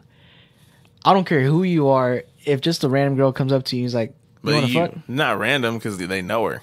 They've No, been but on But a it was trip a with random her. question. Like, it caught him off guard. Yeah, just anybody, like, no matter if you know the person or whatever, no matter how long you've known them, if they just come up to you, "You want to fuck?" You're like, "Wait, what?" That's like if I asked you, "Do you want to fuck?" What are you going to say? Nothing. My dick's out already. No, you're going to be like, "What?" No. Yes. It's not like you're like, No questions asked. I'm naked before you even finish like the third syllable in that fucking word. Oh, but okay, I didn't say nothing about, oh, you read my mind and you knew that I was going to ask you. Speaking of that, is there 3 syllables in the word fuck? Fuck. Or is it just fuck? Maybe it's just Two. 2. It's 2 syllables? Yeah, because you pronounce it fuck, not fuck. Fuck. The way that he talks, he has 3 'cause syllables, okay? You know how I pronounce it, bro? It's fuck. There might be a 4th one in that bitch. So Joey's weirded out by this question. And that's when he's like, you know what? On second thought, I do remember hearing a story about, 4 people dying up at this lake. And the girl starts Wendy starts giving this like monologue, like, that's right. They did die at this lake and I was here, but I escaped last time. But now I'm back with this camera and I'm going to film this dude and nobody's going to stop me. And you're a bait. She gets fucking wily out of nowhere. That, but before all that, she does the. And so the whole time she's giving this monologue, the camera's like on this dude Joey, and you can see the static figure in the distance getting bigger and bigger as it's approaching. And then finally, it slits his throat, right? Yeah, as soon as he pretty much was like all up on him. Actually, no, right after she tells the story. Yeah, like she's like, and I'm ready for him this time. Bam, throat gets slit. I don't see why she didn't warn dude. Yeah, I don't know. Well, she said that he was bait. But still, that doesn't mean he had to kill him. She probably could have used his help to. Because from the looks of it, she was trying to kill whatever that thing was. Right, so I don't get why it had to be that she was low-key, like, kind of a nut too, right? Mm-hmm. But anyway, so as soon as Joey gets his throat slit, she runs away. And you can see the static figure approaching. But she has traps set up all over the woods. Like, she dug a hole, fucker walks through the hole, gets right out of the hole, which is the dumbest trap in the world. He steps on a bear trap. All right, I'll give her that one.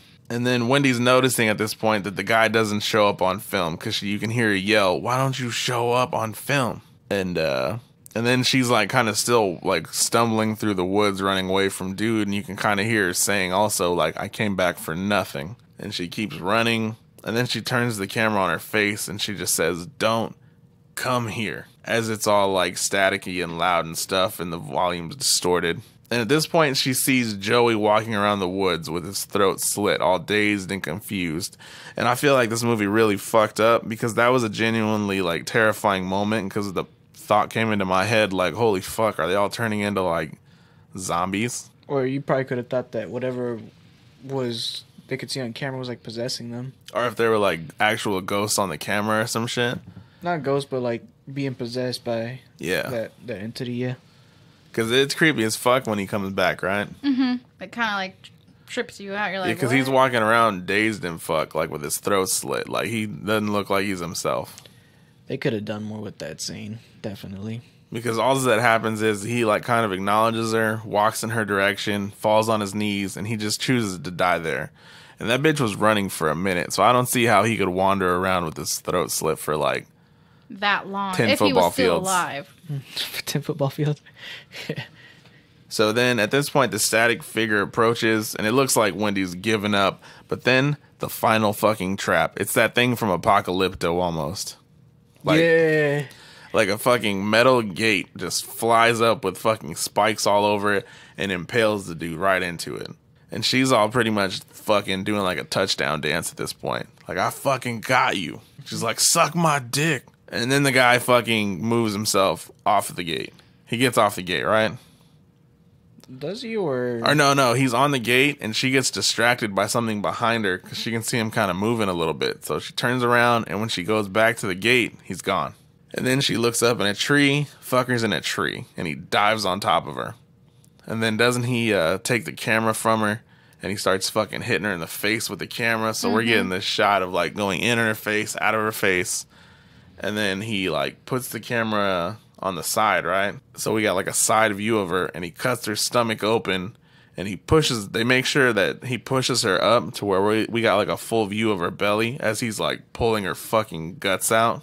And then he leaves her fucking guts on the floor and he stands up and she starts like to convulse on the floor, like twitching, right? And then like the music is real loud, the stag's real crazy for this whole part. And that's how that short ends. So my question on that is like, well, you said it goes back to the gate, but he wasn't there. But I don't remember her shooting like filming the gate again. Thing like I said, it's just confusing because even like towards the middle of that story, she even says like, they said I was crazy. They said that it was impossible that he can be at two places at once, this and this. So which made me think it was more than just one thing. So probably that one that got trapped by the gate was one of them, and then the one in the tree was another one, because it was still moving like human like. You didn't see it like just reappear and disappear and all that. What were your thoughts on it overall? I didn't care for that one because I don't know. It was just kind of stupid, the whole like glitch man or static thing. Mm-hmm. You know, I felt like they could have done more. Like, okay, he finally killed everybody, and then he kind of like faces the camera to himself. Bam, they show him or something. I don't know. That would have been like a decent finale for me if we got to see what it really was. I like how you called him the glitch man. Well, he was like a blur or pixels, wasn't he? Yeah. For them, or what we were watching. He was just static. I thought it was like pixels or... I like Glitchman, though. That Glitch explains Man. it. That the pretty much glitch explains man. it. Beware the glitch man. That's tight. What were your thoughts overall? I liked it. They could have done some more with it. Kind of like what she was saying is like, or kind of like how you said too, is like how that one guy showed up towards the end with his throat slit and all that. Like what they probably could have done is like that spear or whatever, the glitch man, like took over all the dead bodies and all that, and then made him pretty much go after her, and that's how she ended up dying, was through All that. the And, people like, she fucking led there. yeah, that, and then like even her old friends, something like that. But the way it's just her being smashed by that camera was like, yeah. I mean, I still liked it, but they definitely could have done more with that. Right, that would have been a little bit more interesting if like that pixel or glitch man or whatever brought everyone else back to life and like dragged her back into the forest or into the lake or something. Just something to root for, you know? I think this short was supposed to be in homage, I can't think of the word, to fucking slasher movies in general. Because like you were saying about the part where they mentioned that he couldn't have been in this many places at once, blah, blah, blah. That's a reference, I think, to like Friday the 13th and the Halloween movies, how, you know, these supernatural killers, they kind of like appear everywhere and all this shit. Yeah. So I think that's what that was supposed to be. Like a reference to like if they had run into Jason, but Jason can't be seen on fucking camera, more or less. He couldn't? No, I mean, that's not an actual rule, but I mean, in this movie, that was what they were going for. But that's the concept, pretty much, like I'm picturing. Like, they just ran into, like, Jason out in the woods. That's what the guy looked like I'm picturing in my head. Yeah. Yeah, and, you know, this one, I think, was this the most gory one? I'm pretty sure it was. I feel confident in saying that. So, compared to the 'cause rest, yes. The knife going through the bitch's head, fucking Spider getting his fucking forehead stabbed. And then the guts at the end. Yeah, because I was even trying to compare it to that first skit too, but even that one, like, even though you could see blood and guts and all that, this one was still a little more graphical. I think for the most part in this entire movie, like the gore and shit, like it seems all pretty legit. Mm-hmm. Like even for these movies being kind of like low budget, like it's still like in this short in particular too, it's looks pretty fucking solid. But I think this one had the most questionable acting. Yeah, I didn't feel it.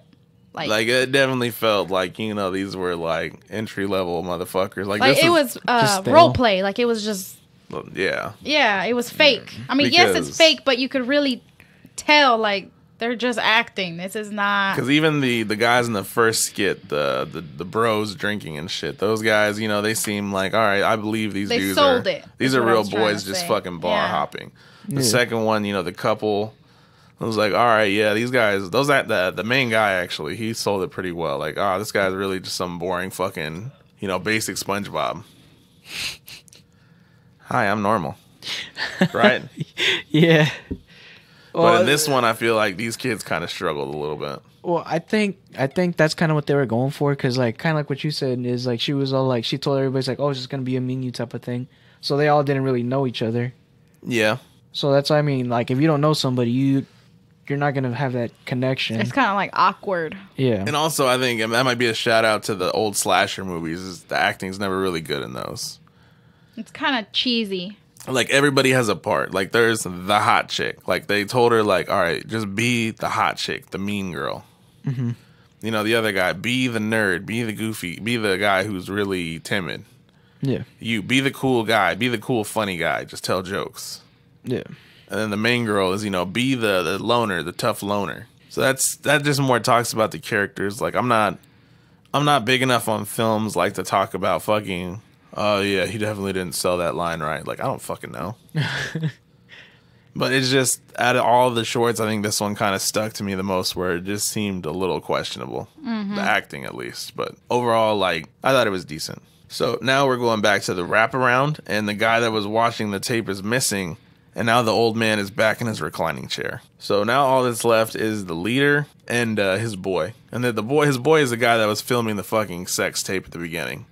Trying to sneak one in, you know? The guy with the glasses. So they go back upstairs and they don't question at all like where our boys are. The guy with the glasses he's nervous as shit, but the leader is like, you know what? Fuck it. They're probably out bullshitting around the house. So he leaves the guy with the glasses now to watch the fucking tapes, and the leader leaves the room. So the name of this next short that starts is called The Sick Thing That Happened to Emily When She Was Younger, directed by Joe Swanberg, and he's another guy who doesn't have much of a film history. That's a weird fucking name for a short. The Sick Thing That Happened to Emily When She Was Younger. Yeah. I just automatically assumed she got touched. Yeah, that's what it sounds sounds like. like. Yeah. Yep. So this one starts with a chick and a guy on webcam. And the girl talks to a guy about a bump on her arm. And the guy mentions that he's becoming a doctor. So the chick, Emily, you know, she's a white chick with short hair. She just whips her titties out. Right there. And jiggles them 7 she did times. Not jiggle them. Did She jiggled them 7 times. I counted left to like right. with her hands or just like shook her shoulders. like shimmy. Yeah, the right one moved 7 times. The left one moved 3 times. But anyways. Okay, so, I am so glad that you took notes on that. I didn't. Francisco was fucking counting with his lips. Because, you know, that's what people count So with. that's how she started the webcam with him. Oh, yeah, they talked for like 2 seconds. Yeah, and then she immediately just fucking flashes dude and just starts jiggling. Yeah, she just takes her shirt off. He's like, what are you doing? I thought it was very awkward and disturbing to see. Because then your parents pulled up right at that moment. They did? Yeah. And I swear to God, dude, every time I watch this movie, something like that happens. It's always on that one specific part. Somebody comes over, and I gotta be like, Put your dick back in your pants. No. Bro, Stop bro, replaying that part. Bro, Unpause it. Just push play, Chris. They won't be weird. like scenes like that too. There's barely in this movie, so that's funny how it's always at that moment. Right. So then the next shot is Emily showing this guy her apartment, and she says she heard footsteps, and the guy's trying to rationalize it, like maybe it was your neighbors or some shit. And Emily tells the dude like, I guess she has her bedroom door closed. I always slept with my bedroom door closed, but you got me out of that shit. You like to sleep with the door wide the fuck open. So Emily says that she was too afraid to check out what the noises were because the guy's asking her, like, what were they? And she's like, I don't know. So she says the next time that she hears noises, she's going to call the guy and, like, let him be there for her to give her some courage, I'm guessing, right? And the next shot is her doing that. You know, it's nighttime. The guy's kind of like, hey, what's going on? He looks kind of frazzled. And Emily says she hears something outside of her bedroom door. And as she gets closer to the bedroom door, you can see the door handle jiggling. So she opens the door and she's using the laptop as a light and the camera to see, you know, the empty hallway. So once she sees the hallway's empty, she goes back in her bedroom and she sits down with like the camera pointed towards her face in the doorway. And in the doorway, you can kind of see like a figure of like a little kid peeking out from around the corner, right? Yeah. So and that I like how they did that too. Is like because you're like literally just focused on her. But then, like, after a little bit, I'm pretty sure, like, I wasn't paying that much attention to it because I kind of forgot about it. But I'm pretty sure, like, that figure was, like, back there the whole time. But you just eventually notice it, and then that's when you start thinking, like, oh, shit. Bro, every time I've seen this movie, I never noticed that it's peeking around the corner. I always remember the part where it runs up and shuts the door. I never noticed that, like, because I think Raul was the one who was like, oh, shit. And I was like, what the fuck? Yeah, exactly. So I was like, yo, that's cool. So it says like I'm pretty sure she was back there the whole time, and that's why I like how they did that is like they just had you focus on her, but obviously something's back there. Something's not right. Yeah, because then, the kid runs up to the door and just, like, grabs the door and slams it shut, and she, like, kind of jumps and screams. Mm-hmm. So then it cuts to the next morning, and Emily's asking the dude about, like, what happened the night before, and she's kind of, like, itching her arm, like, right off the bat at the start of this recording. And the guy's like, I don't know, dude. I didn't see nothing. She's like, you didn't see shit? And he's playing it off like he didn't see a thing, which at this time we have no reason to think, like, why he wouldn't have caught it. And so then we cut to the next night, and Emily calls her boyfriend again, and she says that she's still hearing shit. So the boyfriend tells her to get a weapon. So Emily starts going around the dark apartment, and her boyfriend tells her to go to the living room. And she's like, hold on, let me get, I don't have a flashlight, so I'm going to grab this Polaroid fucking camera. And I'm going to take pictures, and the flash from the camera is going to be the only light I have, rather than my dumbass turning on the fucking apartment lights, because there's no reason to think that this apartment doesn't have lights, I'm assuming, correct? Right, she could have just left the living room light on, or a lamp, a fucking candle, I don't know. She could even turn her own room light on. That probably would have been enough light to see. A bathroom light in the hallway. Something. This female doesn't do any of that. She's using a fucking Polaroid camera and the flashes to illuminate the room. And one of the flashes, bam, she sees a little kid sitting on the floor in front of the TV. And she flips the fuck out. And then the lights turn on in the fucking apartment. Wait, so is it possible that her power goes out? Or she didn't pay her light bill? It was a little late. Like, whenever these paranormal things happen, maybe the lights go out? Because as soon as she sees them, didn't the lights turn on? Yeah, no, actually, no. They were still off, because she still goes back into her room, pitch black and shit. And I was like, after seeing that, she still doesn't turn on the light in her room? Yeah. And she's even telling her boyfriend, she's like, can you stay on here all night with me, because I'm scared this and this? Yeah, and she also tells the dude, she's like, hey, did you record that? And he's like, oh, no, I didn't have record on. She's like, well, make sure you record it next time. And so the next morning, Emily says that she asked her landlord, has anybody died in the property? And she said he told her no. And as she's doing this, she's still fucking with her arm. So her boyfriend asks her, like, hey, what are you doing there with your arm? And she lifts her arm up, and she has a nail file, and she's been pricking at her fucking arm, and she can get it actually, like, under the skin. She's prodded at it so much. And he's like, hey, you need to stop that, because you're looking like a fucking psycho right now. Which, I mean, yeah. Yeah. That's some, like, crackhead shit. Because she had, like, what, big Because she didn't just nick her fucking arm. She made an actual, like, a hole. Mm-hmm. Like a hole in this female's arm. And then she was just thinking that. It's like, see, I can do this. She was prodding under the skin, like, real casual. Oh, and I was like, sure. She even fucking ended up getting a fucking pickle fork afterwards. Or what did we call it last time? I can't believe you're saying pickle fork again. I'm pretty sure I took that out of the last podcast. But in the Idle Hands podcast, Francisco swears that this tool, this fucking specific cooking utensil is called a pickle fork. You know what I'm talking about? Like, imagine the thing you use to, like, roast weenies with. Like a mini pitchfork or... Yeah. Just a fork.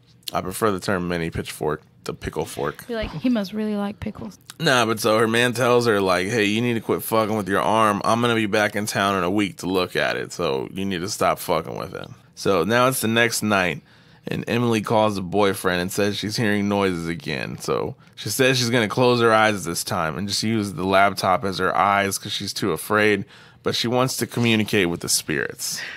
Oh my God. Again, white people shit. Yeah, I was just going to say. I would have been like, hey, I'm going to my mom's house. Obviously, there's something going on in my apartment, or I'm going to turn on every single fucking light. I'm going to buy like 9 dogs. I'm never going to be alone in this apartment. I don't even like dogs, bro. I'm going to buy a couple goldfish. Anything. Just common sense. You know, you're unease. For me, I'm unease, or I'm not feeling comfortable. You know, something ain't right. I'm scared. Why continue to stay there? Either leave, go to a friend's house, something. Not continue to stay there. Bro, I swear, when she said that and she started doing it, he's like, no, don't do that. And she's like, no, I'm going to go ahead and do it. And she starts doing it. I'm like, stupid bitch. That's the first thing that fucking came to my head. I was like, yeah, you're dumb. So she walks into the hallway, and she still hasn't turned on any fucking lights. And she's kind of like walking around the room, the living room, and she's like, no, I guess nothing's here, huh? Or no, because her eyes are still closed, right? That's why. Mm-hmm. So she's just holding the laptop, kind of panning it around the room. And she ends up turning the camera towards her face. And she's like, well, I guess they didn't come to visit us tonight. And you can see over her shoulder, you see a couple little kids standing behind her. Mm-hmm. And the guy's like, wait, Emily, close your eyes again. She's like, what do you mean? And did she turn around and look at him? No, she closed her eyes and then she turns around and then puts the laptop towards him. And as soon as that happened, then their eyes like light up, right? And the whole screen turns white. Mm-hmm. And then apparently this chick like just falls unconscious and falls on the floor. And as soon as that happens, you see her boyfriend leave his like the webcam, and he appears in the fucking apartment. And as soon as he goes up to her, he's all like, you guys can't keep doing this to her. He's like, she's supposed to think I'm in Michigan right now. And then he cuts open her fucking stomach, and he pulls out a fetus with his bare hands. Like a little mini baby, right? Was it her stomach? I thought it was her back. Her back. Yeah, he pulls it out from her fucking That's back. what I was going to say. It didn't look like her stomach because she looked like she on her side or on her back somehow. Mm-hmm. That's what I was confused. Like, how the fuck you pulling a fetus out of that? She had a butt baby. And this whole time, there's like little kids, like they look like little girls, right? Because I didn't see a boy. Yeah. They're little girls like kneeling behind her. Yeah, the one that freaked me out the most is one of them was like pitch black eyes. Doesn't have eyes in the sockets. Like it's just black. And this dude, he's asking, he's like, how many more times are you going to do this? And he's like, it's okay. I'll take care of it. We have people that'll take care of it. I'll make it look like an accident, but I'm going to have to break some bones. So this dude's a piece of shit. Yeah. So apparently he's working with whatever the fuck these things are. And so we fast forward to the next morning. Emily's all fucked up. She's got a black eye. She's got a broken arm. And she's telling fucking dude, like, I went to the doctor and they diagnosed me with some type of schizophrenia. So I'm taking this medicine now. And then she says that the explanation she was given is that she ran into the middle of the road and got hit by a car, apparently. And so she's saying, like, okay, well, with this diagnosis I have, it makes sense with all the things I've been seeing. And she kind of, like, starts to cry. And then she thanks the dude for being a fucking good boyfriend and being so patient with her, which is fucked. Yeah. That's the fucked up part. And so then she tells the dude, like, all right, well, I'm going to let you go. I love you. He doesn't say it back. No, he doesn't. So the webcam session ends and another one pops open. And it's another chick. And this is what we were talking about before. She's like an Indian chick or some type of Hispanic, right? Mm-hmm. And she's itching at her arm. And dude's like, hey, quit messing with your arm. It'll be fine. Something that you did forget to mention on the other ones, like he did say that there was like a tracker in her arm. Oh, yeah. That's something that he was talking to like the little girls about. And he was like, she's going to find that tracker in her arm, so we got to move it or some shit. And that's where I actually got more confused at, because I was like, was he actually talking to the ghost or was he like talking to something else? Like they were experimenting on her. I don't know what to call him yet, but I'll talk about that afterwards. Okay. Because first we got to mention he's on the webcam with this other chick, right? Yes. And what happens, man? Does the same thing too. Starts taking her shirt off. He's like, whoa, what are you doing? And then? She takes the bra off. And then? Most perfect titties I've ever seen. Massive. All I'm saying is as soon as I seen them, I was just a little tear fell down my cheeks. And she does she also does the jiggle. She does. She does it 9 times. And then the short ends. You know, now that I think about it, and after I talked about the end, this is probably the most bleak one of all. Meaning, like, it had the saddest implications.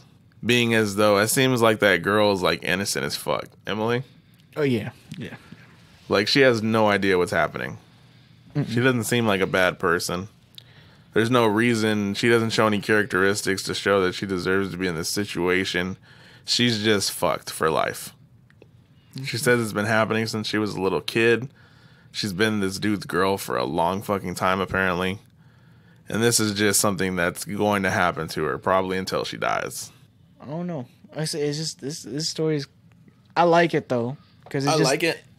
It raises a lot of questions, but I don't know what to think of it. Like, what the main purpose of it was. Like, could it be like he's just that crazy boyfriend where he knows what's happening, and that's why it's like she's pretty much stuck on him and all that, and probably he's the one that put that tracker in her just in case if like she goes somewhere else or whatever. Well, no, he's obviously See, in my head, I don't think that they're spirits. I think they're aliens.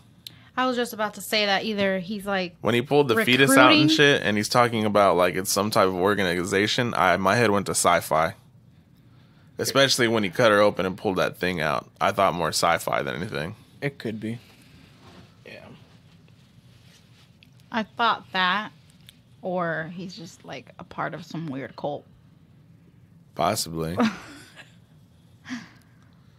And I don't he's know. like They don't say recruiting- anything. Well, Like, it's the whatever. whole alien thing, I was like, oh, he's probably like recruiting more girls or something to get more of these little babies or whatever. Yeah. I think this one looks the cheapest. It definitely looked. It's 100% the cheapest one to be made, in my opinion. Yeah, it looked Because kind it's of just shoddy. them. It's literally her holding a laptop. Yeah. And the only like money they would have had to have spent was for the effects to cut old girls back open and then the little ghost girls. Which was probably like the fucking filmmaker's daughters or some shit. Just makeup and shit. Yeah, because they never really show them that clear. I thought you were gonna say the most money that they spent on this one was on the laptop, Ain't it? It could be. because it looked pretty shoddy to me. That and like they did it well though because like the kids don't necessarily look all that creepy. You barely even see them actually, but it's just the implication of what they are, is terrifying. You know that there's like kids fucking walking around your house in the dark, nigga, that are fucking ghosts. That's scary as shit. And kind of like what you're saying, like adding on to that is like the one that they did kind of more focus on was the one without any eyeballs and all that. So it just made it creepier. Right. Just left it to your imagination type of thing. But I mean, this was the shortest one, I'm pretty sure. It was pretty short. Because like how we just went through it right now, that took like 5 minutes. It was, to me, it felt like real fast. Mm-hmm. Like everything escalated real quick, ended real quick. Yeah, like, and that's a good thing, because sometimes your short doesn't need extra information. Like, they could have had extra scenes of her bullshitting and wasting time and their relationship. But it's like, at the end of the day, man, we just want to see some shit. Yeah. It sounded like And at the titties. end of the day, you guys just wanted to see titties. That's right. I think we saw titties more than, like, these people having chemistry. Which is fine by me. Right. But, so, like, I guess overall, that one was pretty cool. Definitely a lot of questions, though. Yeah. So, we're back to the wraparound story. And the dead guy room is empty. So, the dude with the glasses, one of the last two, is now gone missing. Only one left is the leader with his thick-ass mustache. So, he goes back into the room. The guy in the chair is gone. The dead guy's gone. And he's confused as fuck. And then he hears footsteps outside the room. And he sees... He's like kind of looking around with the flashlight, and he sees the dude with the glasses. His body's on the floor with his fucking head missing. And he laughs when he sees him at first because he jumps. He's like, ah. Oh, fuck. Yeah. Which is a realistic reaction, I feel like. Because, like, something so outrageous you see, like, you almost have to, like, figure out what the fuck your emotion is. Or you know how people say sometimes that's like your first instinct, or before you react, you kind of laugh. It could, or it probably could have been he thought it was just a prop or something. Maybe. That, or yeah, like his boys are just fucking with him. Because as soon as he saw that head roll there, he started freaking out. Yeah, because someone throws a head at his feet, and then he looks off to the side, and he sees the dead old man approaching him through a doorway. And they're on the top floor, so he has to run down some stairs to try to get away. But he trips and falls down the fucking stairs, and he breaks his leg, right? So then he looks up, and he sees the old man following him down the stairs. And then the old man's face kind of like goes into the camera, and you could see that like something's wrong with his face. Something's disfigured about it, right? I think his like cheeks are cut open. I think he just had a bigger mouth, so yeah, kind of split open like vertically. Kind of like the Joker. Mm-hmm. So then the camera goes back to the dead man room, and while the TVs are and shit, and a tape fucking starts to play by itself. And that's the end of the wraparound story. So what'd you guys think about the wraparound story? I liked it. It was actually, yeah, I liked it. They probably, I can't think of something right now, but they probably could have made it a little bit better. But I still liked it, the way they went about it, because I feel like the concept of it was cool. Like how the guy's in the chair behind him the whole time they're watching the movie, and he's randomly there and then not fucking there. Mm-hmm. I didn't care for it. How come? I don't know. I thought it was stupid. It's good insight, Denise. Thank you. I don't know. I just thought it was stupid. Like where did this old man get all these tapes from? Why is the TV on like that if he supposedly died? Wasn't the TV already on though when they got there? It was just making white noise. Pretty Like much. if it was on, like whatever movie he was watching before ended, and it's just the static of the TV. Like how? I thought he was dead. I liked it because the way they did it was, so kind of like what you're saying is like the first guy, how he put the camera like looking at him and the body, but like the way they put it is you could barely see him, so it wasn't really focused on the guy in the background. So like from the get go, you didn't think anything was gonna happen. So and then like little by little, like they kind of were focusing on him, and because like I remember when I first seen the movie, I wasn't really paying attention to him in the back, so he was just irrelevant. Like he was just dead, and that's it. Something fucked up happened, and but like as soon as the old guy was missing, or like the first guy was missing, like what the fuck is going on, type of thing. But yeah, as soon as the old guy was missing, like oh shit, type of thing. Mm-hmm. And then he came back, and you're like, that's when it kind of freaked you out even more. You're like, Yeah, like I feel like it wasn't meant to be like a full-fledged story. Like it's supposed to just serve as a couple creepy moments to be in between the stories. So I feel like in that regard it serves its purpose. And to what you were saying, yeah, it does seem really random, but in the second movie, you guys have all seen it, right? Definitely the second one's my favorite. Did you ever pay attention in the second movie? It does explain a mythos to this. Like there's a reason why it happens. And I don't even know if I should talk about that. Should I save that just for the second I movie? would, so that way you. Yeah, so I mean, there's a purpose behind it. In the sequel, they go over it, but for this wraparound, right, you could tell they're really like budget affected because like there's nothing really creepy about the house if you think about it. It's just dark. It's a dark old house. There's no weird shit in the walls. There's no weird stuff in the house. It's just an empty house. it was just dark, and that's literally it. Yeah. That one room with the TVs in it's kind of creepy, but other than that, you could tell like it was very budget oriented. no. But like I said, the reason why I liked it too is like they didn't focus on the old guy to make you expect he was gonna do something until the end. It kind of were like, oh shit, something's going down. Yeah. So I like how they played that out right there. This is definitely a cool concept. And like just the whole thing, fuck it, I'll talk about it at the end. So the next tape plays and we get to start the next one. And the next one is called 10/31/98, October 31st, 98. It's directed by a company called Radio Silence, which is a group of 3 directors. And the movies they made The Devil's Due and Ready or Not. Have you seen Ready or Not? Is that with Kane? No. Ready or Not, that's the hide and seek one, right? With the chick at the dinner party. She gets married into this guy's family. And Have you seen Ready or Not?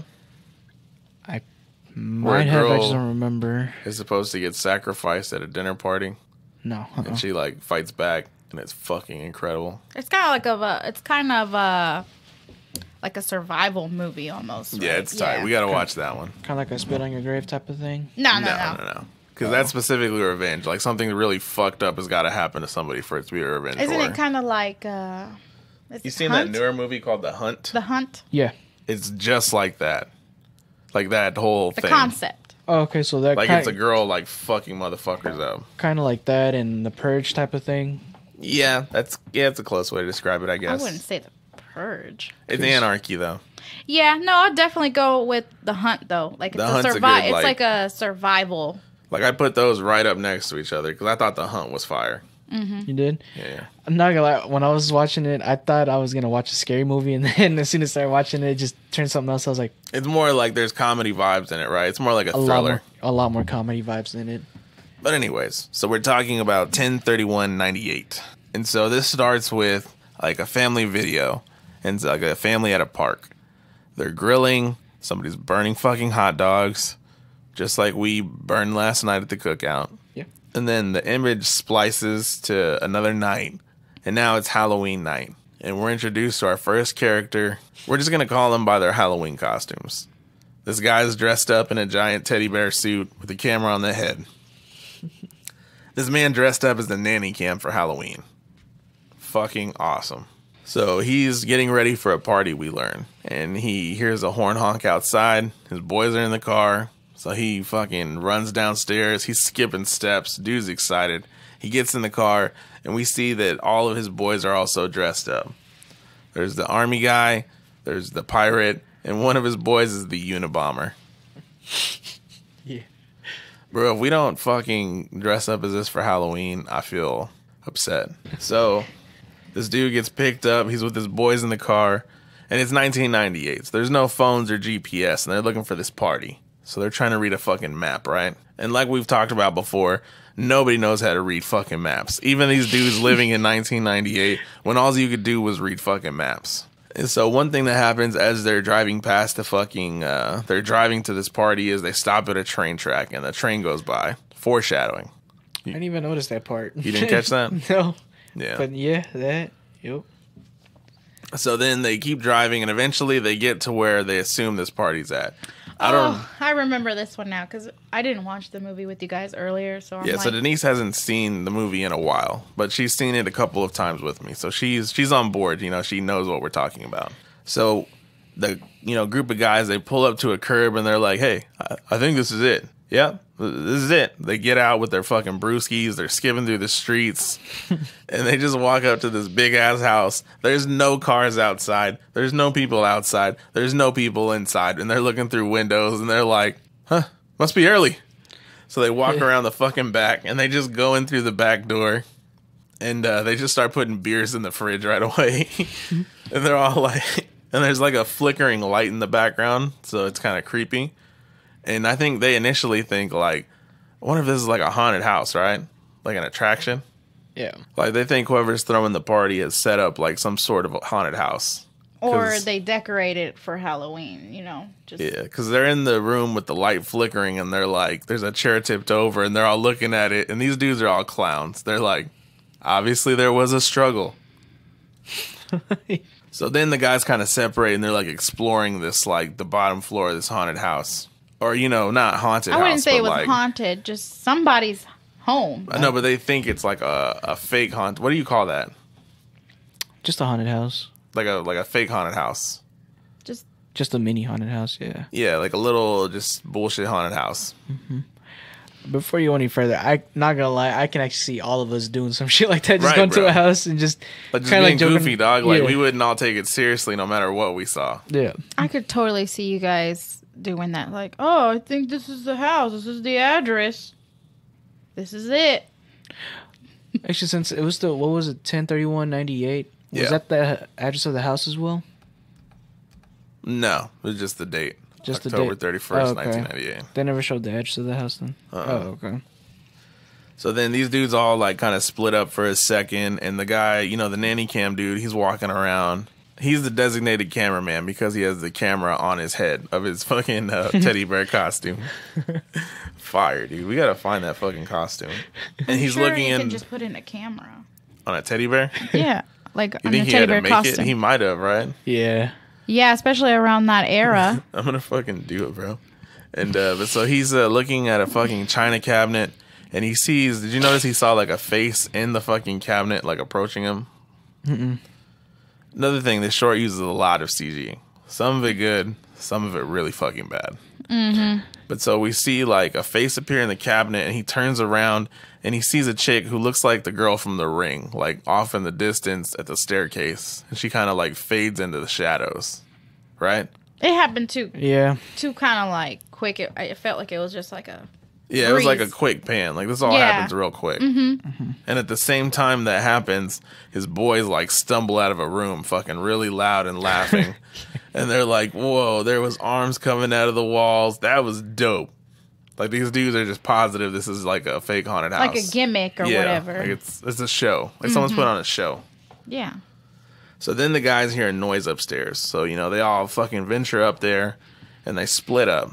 And the nanny cam guy goes to a creepy kid's bedroom and he looks into a mirror and he sees, like, again, that same chick that looks like the girl from The Ring sitting in a chair. He turns his head real quick and she's not there. And then the lights go out and the door shuts behind him and he thinks it's his boys messing with him. So he goes back into the hallway and he finds his boys, and they're just kind of all like goofing around and shit still, just playing around upstairs. So as they're, you know, following this noise upstairs, they find a entryway to the attic through a bathroom. And as you get closer, you can hear now that it's like people talking. It's like chanting. That's what I was gonna say. Even Raul too. He's all like, "Is that the movie, or is Denise watching something on another TV?" Because I it was was probably really like, outside. because it's like really the audio It is done like projected that. real good. So the dudes walk up these stairs to the attic, and they see that it's like some guy giving a sermon, like with a chick tied up in the center of everything, right? And the dude's like just saying all this like, you know, religious babble, you know, the power of Christ compels you. Be gone, thoughts and demons, shit like that. And in between like each line, he's saying, cast him down. Yeah. And the dudes fucking think it's a show. Like our group of 4 friends, they're just standing at the stairs, kind of laughing, smiling, looking at each other. And they start to time it, right? You can see one guy put up his hand like if he's counting, trying to catch the cast him down. And then all at once, the dudes fucking join in on the chants. And they all yell at once, bro. Say it with me. Cast him down. And then the fucking dudes from the church or the guys in the fucking ceremony turn around like, what the fuck are these dudes doing here? And the guys are kind of joking, like they start clapping like, this is awesome, bro. But then, you know, the guys are, it's a real ceremony, so the dudes start to get pissed. And the guy leading the fucking sermon starts to like slap around the girl that's tied up. And that's when our dudes start to go like, oh fuck, this is some real shit.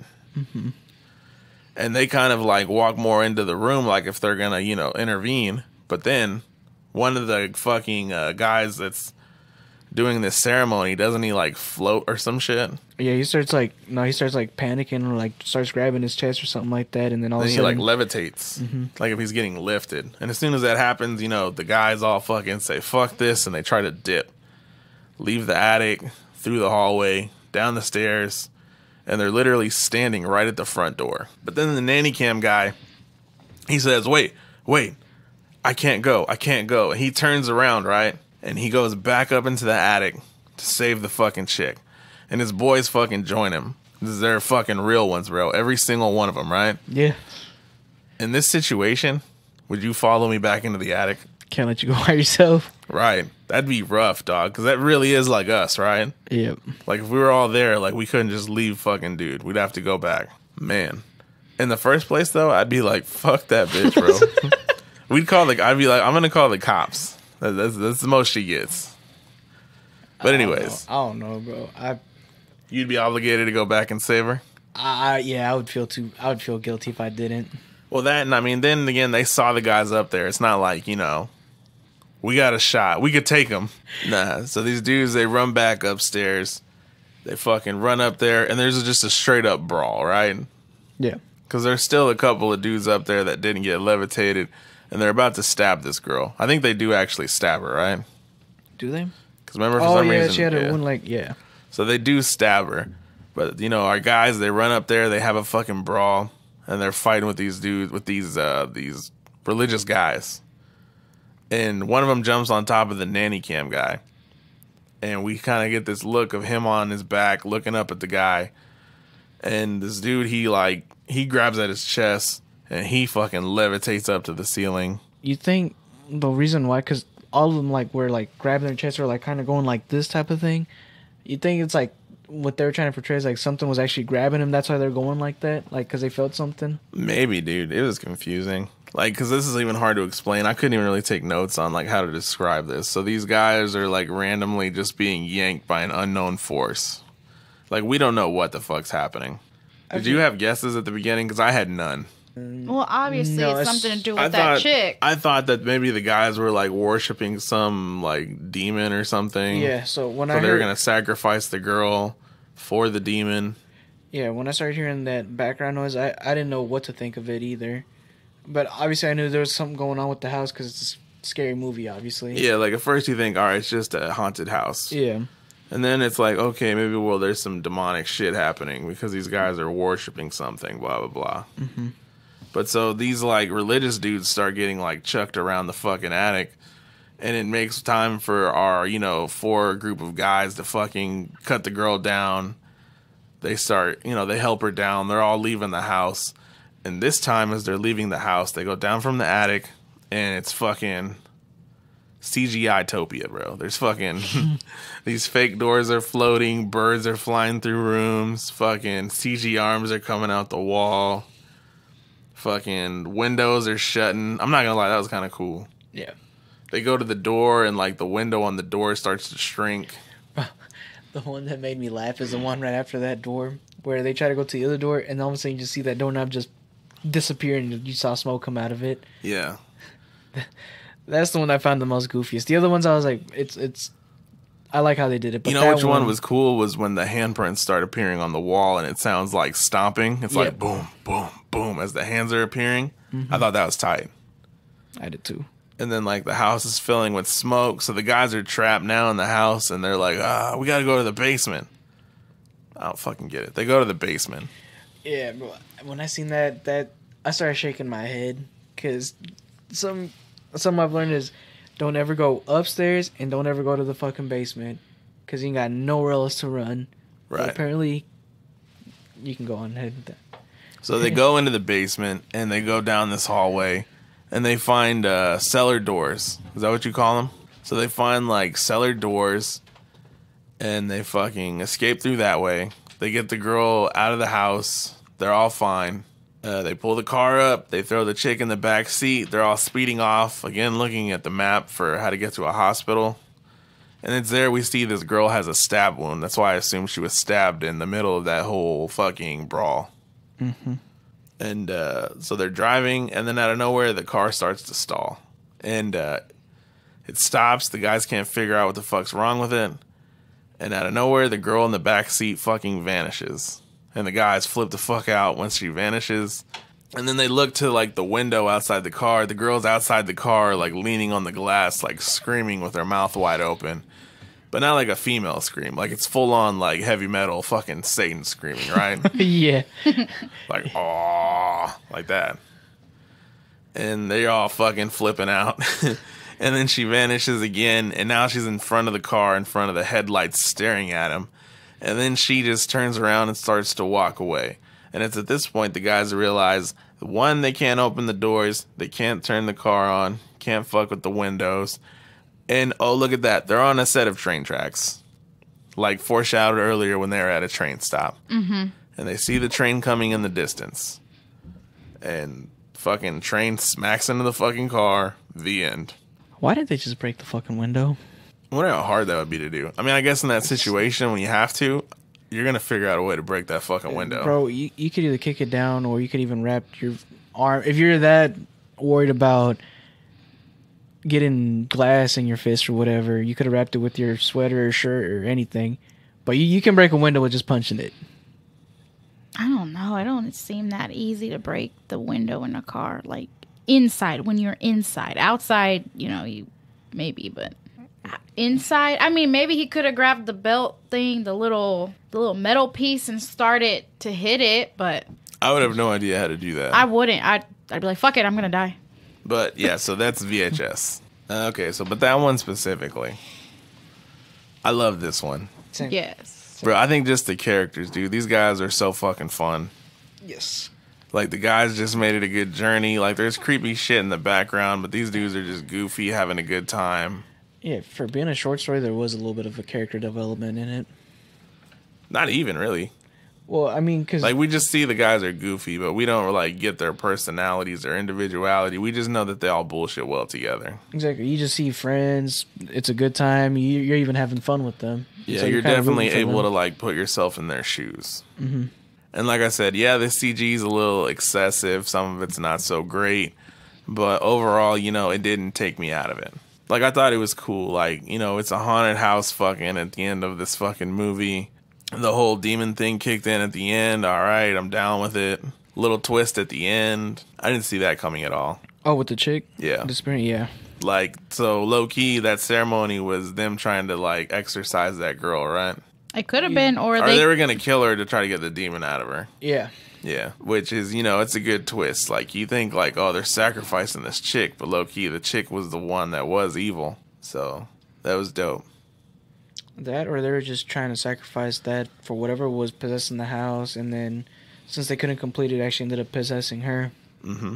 But either way, like I say, I liked the story. It was good. I liked it. It was my favorite one. I didn't really like I really didn't like all the other ones, but I liked the most was the last one. Yeah. Mm-hmm. But since we're at the end, we can go ahead and start just talking about them all in general. Like I said, I still think I'll hold pretty firm, bro. I didn't like the second one, the honeymoon one. That by far is my least favorite one. Least favorite one compared to all of them. It was still good. I liked it for what it was, but compared to the other ones, it was the one I least cared about. Like I said, I even forgot about it after watching the movie plenty of times. Okay, so I'm gonna machine gun off what these were real quick. It was Amateur Night with the succubus chick, the honeymoon one with the couples in the motels, the one in the woods, the one in the woods, the guy, Mr. Static. What she said, the glitch man.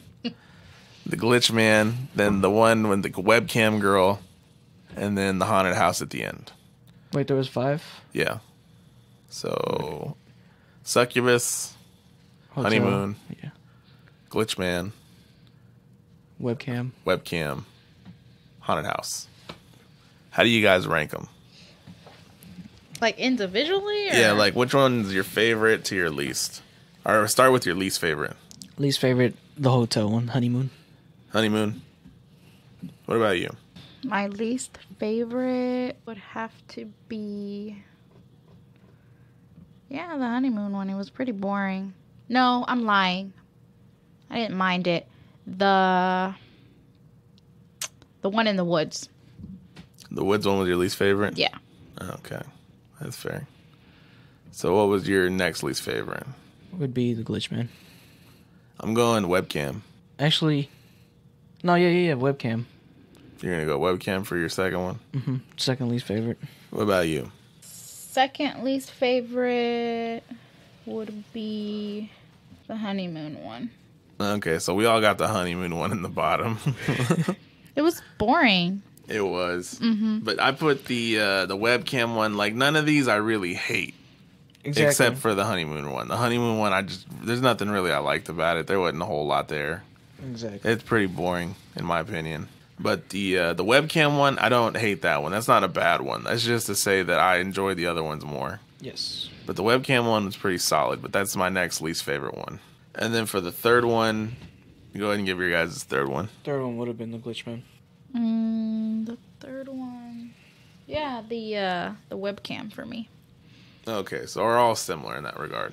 My third one, yeah, we'll go glitch man. So the one with the woods, just because, and like I said, that's more just positioning about how I feel about the other ones. Okay, so now we're going with our top twos. Top twos. The weird chick for me, and then top one would be the haunted house one. And then the other one's the one with the succubus or the siren chick. Yeah. So the first one for me would actually be Amateur Night. The one with the succubus. Second one would be the haunted house. The only reason why is because I feel like that first one, it was just perfect to catch your interest in it. Because like I said, it made you think it's going to be one way, but then it just went a whole completely different thing. You're like, oh shit. You're like, it's like if this story's like that, I wonder how these other ones are going to be, like how they're going to It's turn out. definitely a good intro to the series. It was. It was a good intro. Because you think, oh, this shit's going to be popping. It's going to be weird. And unfortunately, it did slow down a little bit with the Yeah. second one. That's what I say. It's like, if they would have started with the second one, I don't know if I would have had the same thoughts of the movie. But the way they did it, and I'm happy they put that as a second one too, because it was their least best one, and then the rest it came back again. Yeah. Interesting. Because then they hit you with the gore fest for the glitch man, the creepiness of the webcam one, and then the fun in the fifth one, right? That's the Yeah, best way to describe it. Yeah. The last one was kind of like just to top it off. But for me, the top two are interchangeable. Like Amateur Night and then the fucking Haunted House one are pretty... You can rotate them, in my opinion, for me. Like, I liked them both a Yeah, bunch. same here. Like, I feel like... That's why I like the sequel so much, is because I feel like in the sequel, bro, they're just all bangers. There's no Definitely. weakness. They're all just fucking... Badass. Every single one of them, I would be cool showing somebody. Like, I feel like when we watch this, right, we're showing Raul, I felt like I had to give a disclaimer, like, it gets better after this one. Even though he said this was his favorite. Yeah. But, I mean, it's hard to talk about it now because, I mean, I can't, like, I feel like it's just me gassing this up because this is my favorite film series. Like, it's hard for me to speak, like, objectively about it. I mean, obviously, the only bad thing I can say about it is obviously it's a low budget film, but even for a low budget film, like, they did it perfectly. Like, I like the movie, everything about it, how the wrap up story was, the short stories in it, just all of it was good. But I mean, obviously, you could tell it's a low budget film, but for what they had and what they were going for, they nailed it. Well, that's why it's a found footage movie, because found footage is for when your budget is strained, so you don't have to put a whole bunch of money into cameras and sets and shit or actors. Mm-hmm. What about you? What are your thoughts on the motherfucker? I think I told you this before. It's not one of my favorites, but for what it is, intro, the second one, it was okay. It's interesting. It's different. It's kind of like, why not? Let's give it a try. Let's watch it. I'm not trying to gas it up or talk bad about it. It was interesting for what it was and the purpose of it. I think it's different, right? Like, Right. there's nothing else out there like this. No. The only thing people would compare it to is like Paranormal Activity and stuff like that, just because of the way it was filmed. But even then, like, it's just such a different, like, it's...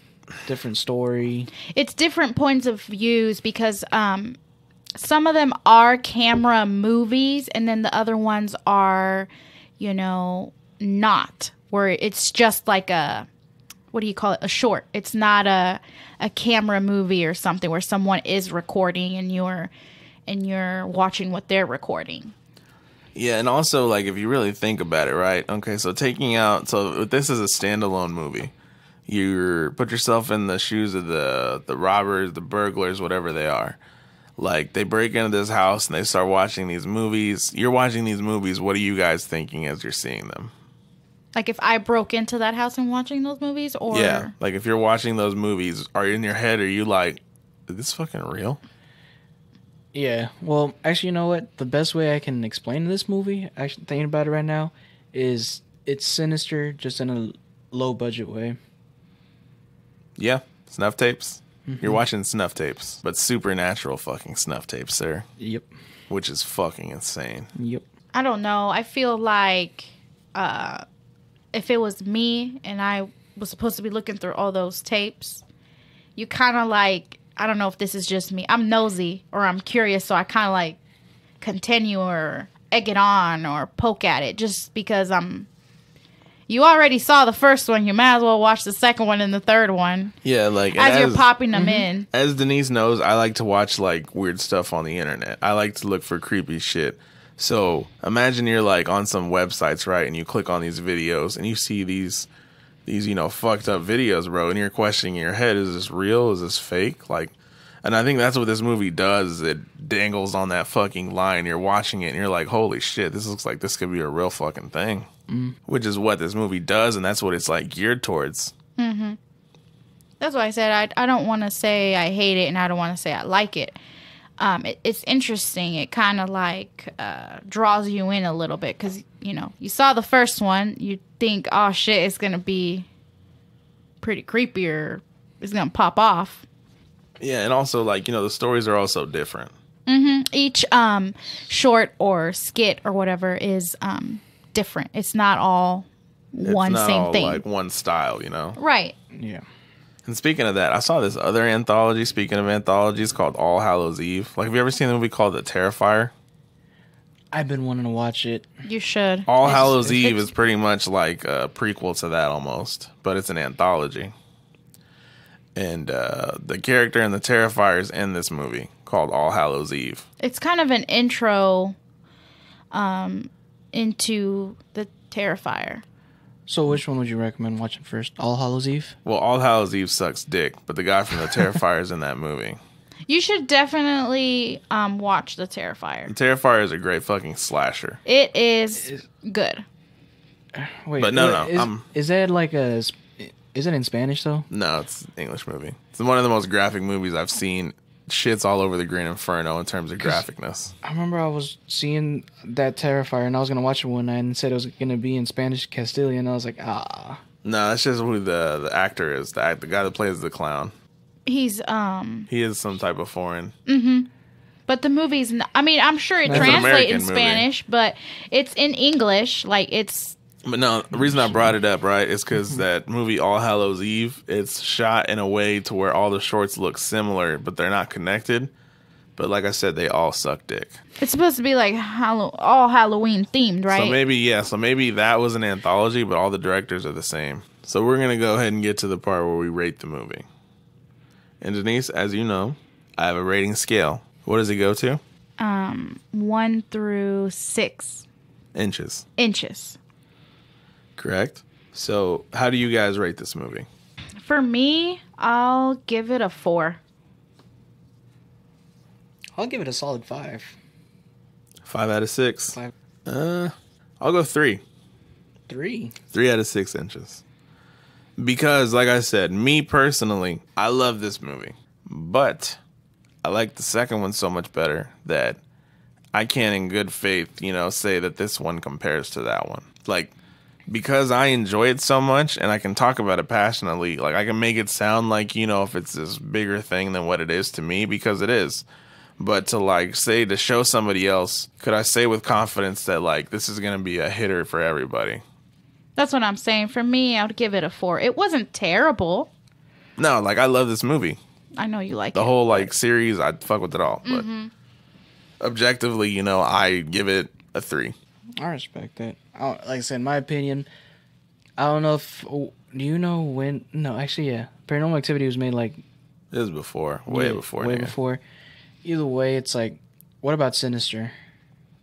Me and Denise saw Sinister at the movies, so 2012 or later. So it was around No, 2013 maybe. Something like that.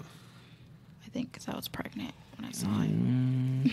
Either way, I don't know. The way they made this movie, I feel like it just kind of made its own genre in a way.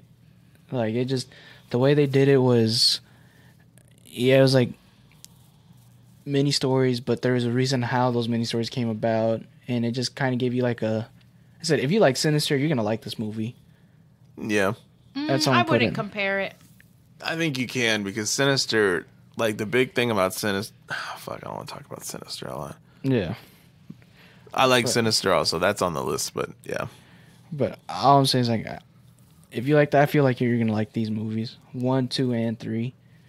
And if 2, I remember one story that I do like a lot, so I know you're definitely gonna like 2 better than 1. And then 3, I'm trying to remember how these are, but the way I rate them is 2, 3, and 1. That's fair. But so, like I said, guys, we're 3.5 hours in now. We're going to go ahead and wrap this up. And I want to thank Denise. I want to thank Raul, Francisco for being a part of this with me. It was a long day today. This has been a 7-hour adventure so far, watching the movie and stuff and then recording this back to back. But, we got through it. And so the Facebook page is up. You guys go check that out. Check out the Instagram, YouTube. We have the audio available on Spotify, Apple, iTunes, Google. So look up Death Taco Podcast. Thank everybody that's been listening. Apparently, we're going to be doing video probably fairly freaking soon. So stay tuned for that. Yeah, And you're welcome. thanks to Denise. But anyways, this has been the Death Taco Podcast.